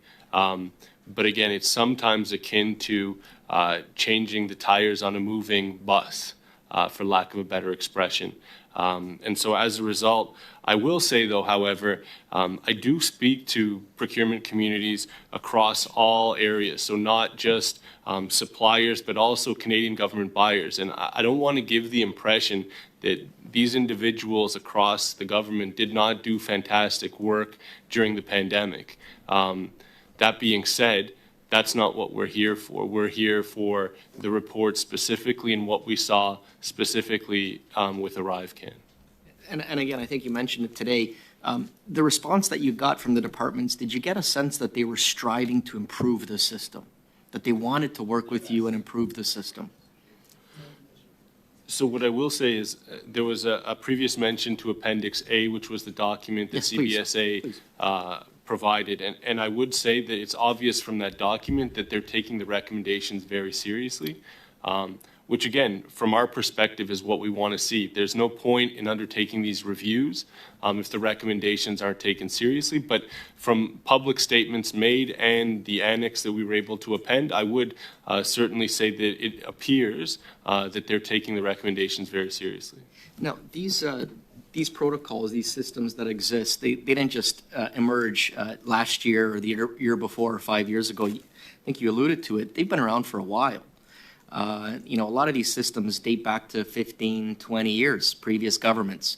Is that a fair assessment that some of the gaps, some of the shortcomings can be traced back, not just years, but even decades? I mean, this is a complex system that evolves. Very quick answer, please. Is that correct? I would simply say that it's a very slow evolution, so, yeah. That's great. Thank you. Thanks. Mrs. Vignola for 2.5, please. Merci beaucoup. So before we get to Ms. Vignola, yeah, this is, it's greasy listening to these guys. I need a shower after this because these Liberals are terrible. They really are. And, this is why they're so low in the polls, and they don't seem to care. They really don't seem to care. If I was a Liberal MP right now, I would be trying to cross the aisle. I really would. I'd be like, all right, I'm done. Trudeau, you're not stepping down. You don't want a leadership review. I'm done. And I'm going to see if I can salvage my seat at all. So, anyhow, $2 super chat from Will Kowchuk. When Pierre gets in, he has 6 to 8 months to blame the Justin Trudeau. Yeah, he does for some things. It's going to take longer to fix other things, but you are 100% right, Will. There is a shelf life for blaming the Liberal government, especially since the Conservatives have been calling out, rightly so, the Liberal government for blaming the Harper government. So there is a shelf life and a grace period for that. But that expires. At some point, it becomes their problem. And if they don't fix it, then now that is their incompetence, ineptitude, corruption, whatever you want to call it. But they do get a grace period. And it'll be longer for some things and very short for others. Especially if they have a majority, because whatever they need to legislate and whatever they need to fix, they'll be able to get it done faster. Right. Any of the repeal ones should be those processes should be started right away. So we'll see. And we also have Platinum Sniper with a $2 super chat. Thank you very much. Oh, did I read that one? Oh, you read that one. Oh, let me just make sure. Hold on. Okay, so it was Platinum Sniper who said, with a $2 super chat, when Pierre gets in, he has 6 to 8 months to blame the JT. And Will Kowchuk with $2 super chat saying, I have to say this, you can't fix stupid. There you go. We need more caffeine, folks. It's getting late, folks. Yeah. It's getting late, but we're almost done. We're on the home stretch here. Thank you very much. Now, studying ArriveCan, reviewing McKinsey, well, requires a good, solid team and a lot of efforts on your part. Now, in my opinion, in your opinion, do you find your terms of reference broad enough to properly review and study this kind of contract? And if not, what should be added to your review? For the question, giving me the opportunity to speak on this again, but I think I mentioned it earlier, is the right to compel documentation. We don't currently have that, and I see that as a shortcoming because I think it's an example of an opportunity to improve our mandate. There are other examples that we've made, not specific necessarily to procurement practice reviews, which is the question you asked me, but there are certainly additional tools. And like I said, financially, we were given sufficient funding to pursue McKinsey and ArriveCan, absolutely. But as I mentioned before, it's the funding going forward that we need in order to continue to pursue. So we need the resources. Again, I'll just say we have a fantastic team. Thank you for mentioning, the diligence in the report. And I know that they're very proud of the product. And so I appreciate the positive feedback that we've received about the diligence of the report. Now, what I like, and I'll take a little bit less time because I used up so much earlier, what I like about your report is it is clear, it's not complacent, you say what you have to say, and a fairly reasonable number of pages. There aren't 3,000 pages to read, and I like that fact because I always go over things with a fine-tooth comb. Thank you very much for your work, for your answers. And it will be a pleasure to ask you questions in the future should that time come. Very high praise Thank you, from Mrs. Vignola, for turning back some time to us. Mr. Bachrach, please go ahead. Thank you, Mr. Chair. And again, thank you to both gentlemen for your time here this evening and your work on this important report. The last issue I wanted to raise is this situation that you've documented whereby proponents are essentially taking the mandatory criteria in the procurement documents, copying it, and then pasting it to reflect their own expertise and experience. And I'm curious as to, I'm familiar with this in some hiring processes too, where there are certain keywords that the employer is looking for in the job interview, and as long as you say those keywords, it doesn't even matter what order they're in. They tick a box, and then the empirical score goes up, and you have a greater chance of getting hired. How did the empirical rating process that you looked into treat this like really blatant gaming of the system here? So the document itself specifically says that one cannot demonstrate experience by simply restating, and it gives the example. And yet that's exactly what was done and ultimately accepted. So in those cases, obviously there's a score associated with those responses, even though the responses, as you've indicated, weren't allowed at all. How did they end up scoring when they did that copy and paste exercise? Actually, it's interesting. I'll separate the two sides. The process when they put forward resources or individuals as part of the bid to win the contract, there seems to be much more rigor around the evaluation, the assessment of those resources at that phase. Where the issues that we've really identified come up is at the task authorization phase after they've already been awarded the contract. And the way the system is designed, it's actually the vendor who completes the grid that's used to evaluate them, and they actually provide the scores, which are then signed off by the department. But I've always found that I do the best on exams when I mark them myself. It's funny how that works, you know? A great example by the NDP, actually, because that's literally what happens. So on the task authorization, so a vendor wins a contract, a task authorization is then submitted, and that's a process by which to activate funds from that existing contract from the vendor. So it's basically, it's an action. It's, okay, I want you to do this. Go build me a database. Go build me a user interface. Go build me this part of the app. Right? That's what a task authorization does. And then the vendor says, okay, for that task authorization, I'm going to submit a resource, and I'm going to copy and paste the highest amount of the criteria, and that's going to go in the matrix. So that means that I'm going to get paid the maximum amount for that resource. And the government just says, all right, that's it. And then, because I think this is completing my hypothesis, then the vendor turns around and gets the lowest qualified resource and says, oh, well, based on the matrix, this is what you're going to be paid. But the vendor's already been paid. Or, well, they'll get paid once they invoice for the work. But they're going to invoice based on the rate that they put in the matrix. And they're only going to pay the resource the minimum amount. So the question is, Auditor General, what happens to the rest of that money? This is where the scandal, I think, is the root. Who gets that money? And we need to know that answer. Yeah, it's just astonishing. Maybe I'll leave my questioning on that note, Mr. Chair, and thank our witnesses again for their time this evening. So on that note, Trish Pro with a $2 super chat. I hope we don't have to hear that nutcase live anymore. Well, which one, Trish? You probably mean all of them. Platinum Sniper with a $2 super chat. Sousa is losing his seat, by the way. Good. I wouldn't be surprised. Good. Half of them are.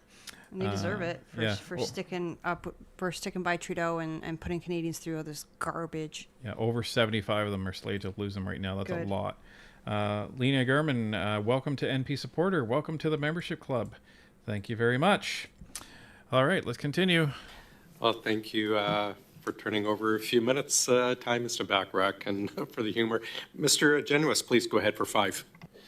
Yeah, thank you, Chair. Thank you again to the witnesses. This really is some of the craziest stuff we've ever heard at this committee, and not saying something, because we've heard some pretty wild things at this committee. I do want to say you were asked questions by Mr. Kuzmerichuk about corruption. Obviously, you're not prosecutors or police officers, but I think it's pretty clear that activities like doctoring resumes in order to get contracts would constitute fraud, would constitute criminal activity, and would definitely constitute corruption. And it's interesting that Liberals want to weasel out of that, but I won't press you on that point because I understand it's not your area of expertise. I wanted to ask about the so-called experience criteria. The way the system is structured, as you describe it, is that people who bid for many of these contracts have to have done work for the Government of Canada before. So you might have a better product, you might have more experience working with other clients, other governments, other private sector clients, but if you don't have the direct experience working for the federal government, then you get cut out on that basis. So this means that you have a system where you have to be an insider to get the work. The same insider contractors get get recycled over and over again by virtue of the fact that the rules specifically require you to be an insider. And this severely narrows the band of who can bid to specific existing insider companies. Again, how is this remotely defensible?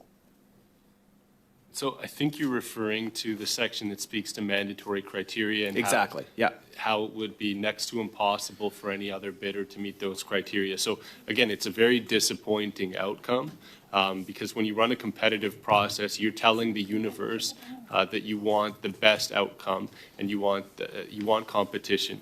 But yet you structure the mandatory criteria in a way that essentially eliminates the competitive aspect. So to answer your question, does it make sense? It does not make sense. Right. Yeah. So hypothetically, you have a company based in the Maritimes that has done extensive IT work for the 4 provinces on the East Coast, as well as, let's say, for some states in the northeast of the U.S. They see a contract for the federal government that seems like a good fit, and based on this criteria, they can't bid at all, even though they've done IT work for other governments, just because they don't have that federal government experience. This seems like a system designed to protect insiders and exclude outsiders, so that those insiders can charge higher prices and continue to get the same jobs over and over again, regardless of quality. So it is something that, it's not a requirement in all solicitations that one have previous government experience. That being said, it often is one of the characteristics that's used in mandatory criteria to diminish the field of eligible options, right? So when we see that, it often draws our attention in noting that it's a restrictive criteria, and then there has to be a justification, and that's the other side, right? When you develop these mandatory criteria, you need to be able to justify why they are so essential to delivering on the ultimate outcome. And in many instances, there might be justifiable reasons, but when you couple everything together, it's impossible to meet all of those characteristics and still have an open, fair, and competition. Okay, so that's important. So one thing that either Garnet Generous made an error on or made a false assumption on, or he knew and was just trying to characterize it in this way, it's one of those 3 things, was the fact that he was trying to paint the procurement process is that in every situation, a vendor must have done business with the Government of Canada before in order to be considered. So that's what he was trying to characterize. And what Mr. Yegelich corrected on is he said, well, no, that's not a requirement for every contract. However, what he did say is more often than not, agencies are using the mandatory clause or criteria as you have to have done business with the Government of Canada before in order to narrow the field. Now, one of the reasons that they may want to do that is because maybe they have a preferred vendor, or maybe they're expecting just an inordinate amount of bids to come in when they put this contract out. So instead of maybe seeing a dozen, maybe they would see 100, and they don't have time to go through every single one. So you can kind of see, there's a base rationale for that. It's not great. If you really want to kind of limit the playing field, then, just have good requirements. That's all there is to it. And you don't have to review every single bid. There's research that you can do to identify who's going to be the quote unquote best vendors, the most reputable vendors, the ones that are providing the best product, the ones that are providing the best service, the best value, the best return on investment. There's a lot of different criteria that you can evaluate these vendors on before you start taking a look at what they're doing. And here's the thing. How about a piece of criteria is they have to be a Canadian business? How about that? How about we give more business to Canadians? That's a novel idea, isn't it? But anyway, so that's interesting. But I want to make that clarification for everybody. The good thing about the Conservatives is they are asking their questions in a very straightforward manner, and that's so that all of us can understand them very easily. But sometimes the answers and the political maneuvering going behind them is still need of some interpretation. Right, thank you. I think the last thing you said, let's underline. If you take all those pieces together, it's impossible to have a fair and open competition. You've put together this excellent report. I'm not as familiar with the processes of your office, so I just want to understand this. Is there some process by which the government will be required to provide a written response to your recommendations? So the response to the recommendations is actually embedded in the report. So you'll see that, and that's actually part of the process. But I will say that we also do follow up. So 2 years from the date of finalization of the report, we will commence the process of actually assessing compliance with the recommendations. Okay, so you'll have a follow-up process to assess compliance. Did the government accept all of your recommendations? Yes, they did. Okay, so they're saying they've accepted them. We'll have a chance to see whether they actually follow through on them later on. Now, if I can just again circle back quickly to the issue of the missing records. You have no way of knowing why those records are missing. It could be because somebody deleted those records. It could be because they were never submitted. It could be because conversations happened in an informal setting or over the phone that should have happened in another way. Your report highlights the fact that as part of the ArriveCan procurement, there seems a bizarre pattern of missing records. You don't know why that is, but you're underlining the fact that this is strange and unusual. Is that fair? It is fair, but what I will also say is what we have heard is that it's a very pandemic-specific issue. So you went from an environment where almost all records were paper to an environment where it was impossible. Everyone was working remotely, and as a result, there were no record-keeping practices. That being said, I think people understand that they still have an obligation to keep accurate records, whether they're working remotely or in an office taking them on physical paper. So while I have heard that explanation and I'm understanding of that explanation, it doesn't dilute the fact that you still have to have appropriate record-keeping safeguards to ensure exactly what we've seen does not occur. There would have been emails. There would have been some kind of back and forth, surely. Thank you, gentlemen. Mr. So, make sure I'm not missing anything here. We have a a wonderful $10 super chat from Will Kowchuk. I would like to say I was not in chat at the start because I had 5 guests in my shop, and I think we may have 5 more Northern Perspective members in the future. I think I opened some eyes today. Thank you, Northern Awesome. Perspective. Thank you very much. Thank you very much, Will. Doing yeoman's work out in the real world. Thank you. And there was a question in chat. I can't remember who said it. How do I get a Maple Leaf by my name? And how much does it cost? It's $4.99, I believe, is the base membership, and you can do that by going to our YouTube channel and hitting join under any of our videos. So you can also get one by winning the YouTube lottery, I guess how you would call it. When people gift memberships in the chat, YouTube has its own algorithm that it passes them out. Yeah. So there is only one witness left. It is Mr. Jawari, I think. I don't think we need to listen to him. I'm frankly done listening to Liberals unless there's anyone who has seen it that is adamant that we watch the end. Do you guys have any opinion on if we watch the end? Yeah. Anyone who's seen it? Is there anything that we haven't heard from the Liberals before? Is the question. So I'll pose that to chat.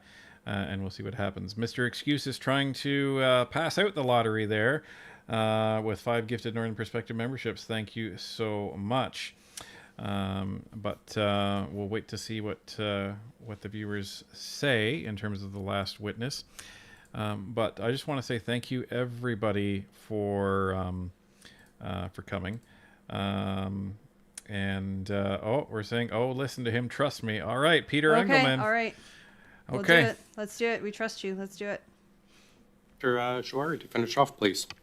Thank you, Mr. Chair. Just for those Canadians who are watching us today, just wanted to make sure that I clarified the statement that my colleague P.S.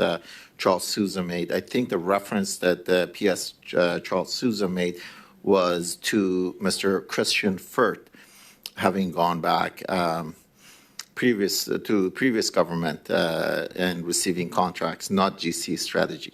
Now, having said that, let's go back.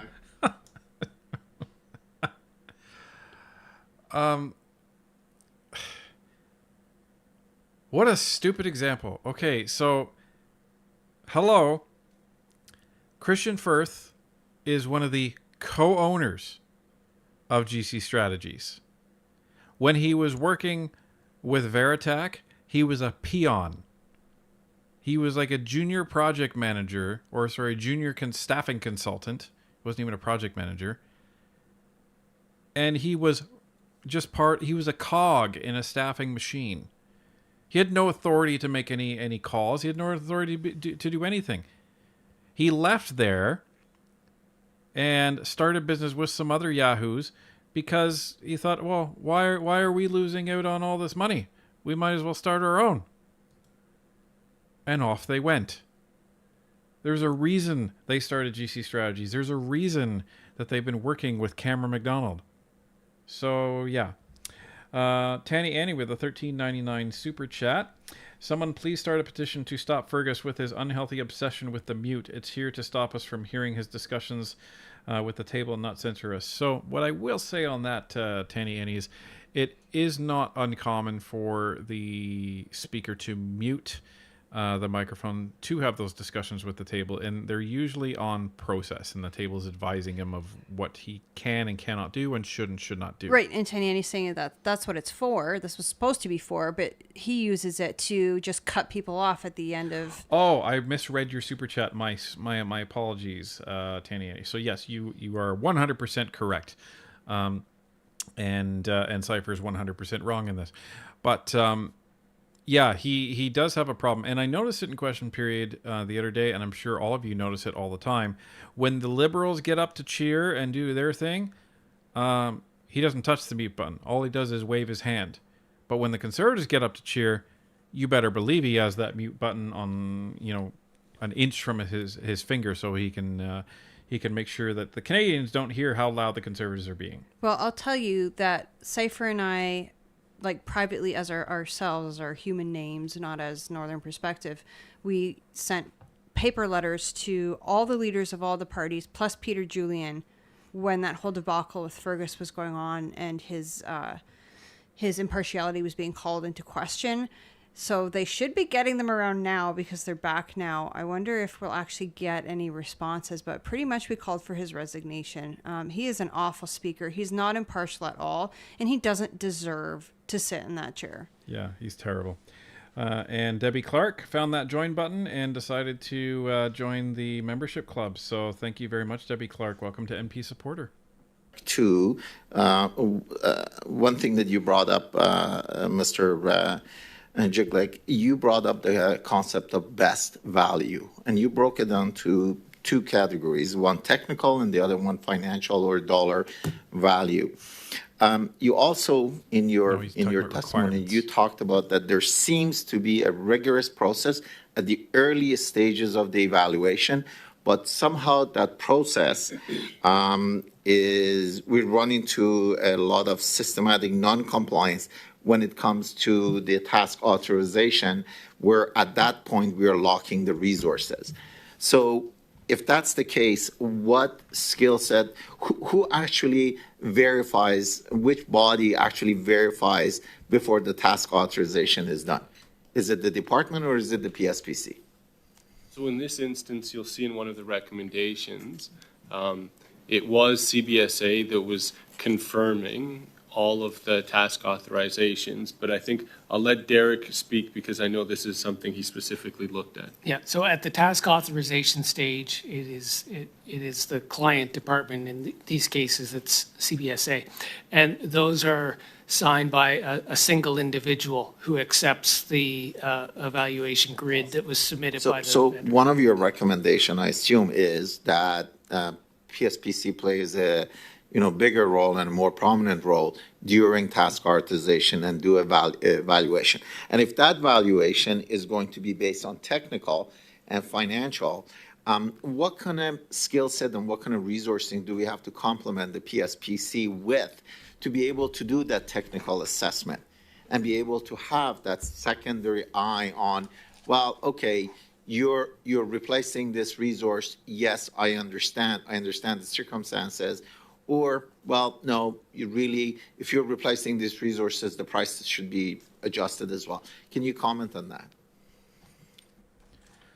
Well, let me comment on that, Jory. If you're gonna, so the answer is obviously PSPC doesn't have those resources, and what follows from that is if you then say, okay, let's provide them those resources, now they can make that distinction, then they can make that evaluation. What then follows from that is if they then have those resources, then you don't need these stupid staffing companies like GC Strategies, because that skill set is now literally in-house. And you don't need to be paying two idiots in a basement $11 million. This guy's so stupid, he doesn't know he's actually undermining the entire liberal argument. So that's my late night rant on Jawari. Platinum Sniper with a $2 super chat. Any chance we can see the email stories that you sent? Yes, there is. So I think you put up a copy of the email itself. Yes, the email to all members of Parliament regarding the stories is actually in the community posts, so you can see that there. I feel the stories themselves, though, like they're not our stories to share. They were given to us by our audience, by our members. And we're kind of like the custodians of them. They were given to us so that we could pass them on to specifically the MPs. So I feel it's improper for us to be sharing other people's stories because, people wrote these from the bottom of their heart and they were, I don't know the right word to use. They were very personal. They were candid. Yeah. And I don't want to just be like sharing them all over the internet. Yeah, despite the fact that, like we redacted names, we redacted email addresses and all of that. They were for a specific audience, and that specific audience was the MPs. We just helped facilitate sending those along. Now, if you all want to share your own stories amongst yourselves, please feel welcome. We have several channels in our Discord server where you can talk amongst yourselves. If you want me to set up a new channel specifically for that, you can let me know. But yeah, that's the answer, I suppose. Vulnerable is an excellent word for that, Tyler. Thank you very much. And looks like everybody agrees. So, and it's not surprising. We have a highly respectful community. So thank you, everybody, for understanding that. So you'll notice in the 12th recommendation, we say that PSPC should retract the authority of CBSA to issue TAs for contracts awarded by PSPC until such time that CBSA has consistently demonstrated compliance with all requirements of the tasking process. So now CBSA is incentivized to behave in accordance with the rules. And so they will not have that authority, and that recommendation was also accepted. So it provides an additional oversight. So PSPC has a level of expertise that's... Yeah, I got that. So does PSPC today have that level of expertise to be able to assess at the time of task authorization the technical as well as the value for money? Right. So I wouldn't want to speak on behalf of PSPC to answer that question, but it's surely a question you can ask them. Okay. No, follow up on that one. Naturally, a lot of guidelines are developed by TBS. And did you take it one step further and see whether those guidelines existed by TBS? So in the actual contract itself, there is instructions as to how this process is to unfold. So I don't think it's for lack of clarity in terms of how the process should work. I think, again, I don't want to provide too much in terms of the emergency component of this, but certainly that was a rationale provided to us as to why some of these things were happening. But I don't think on this issue it's a lack of clarity. Yeah, and I don't want to trigger another one-year project, but it would be, in your experience so far, have you seen this, what you say, systematic non-compliance as it relates to this contract and this application anywhere else when it came to, PSPC working with other departments when it, as a secondary set of eyes when the task authorization was being drafted? So because we haven't looked specifically at task authorizations, I don't have any specific data set. And that's, I mean, the beauty of our 5-year review is it did give us static baseline data, so we can now know, what the expectations are in the areas we've looked at. So I did mention previously that this has given us obviously a pause as to whether this is something we should pursue in the future. Thank you. Thank you, sir. Gentlemen, thank you for staying late. I sincerely appreciate it. Mr. Yeglin, again, appreciate all your support of OGO. And Mr. Merceau, thank you for joining us. Okay. We've come to the end, everybody. So I'll say that did not disappoint. That was a very, very informative committee meeting. And I'm surprised they didn't shut it down. Yeah, well, they can't. Because we learned so much, right? They're always trying to block us from learning anything. Yeah. Oh, wait a minute. Peter's saying keep watching. All right. Okay. Here we go. This better be good, Peter. Otherwise, you have to do the champagne impression. I want to thank our clerks, our analysts, and our support staff for sticking around late as well. Before you go, I just have a couple quick questions for you. We talked about the bait and switch, and you were alluding that it might be a more larger problem. What would be required to launch a more formal study of this practice? Perhaps just a simple motion from this committee? Do you have the resources for it, or do we have the need for it? So the resources are certainly an issue. A motion, as you've seen from this study, has helped us find reasonable grounds, and certainly the work that we have done in the actual review. Does this work on the bait and switch need to be done?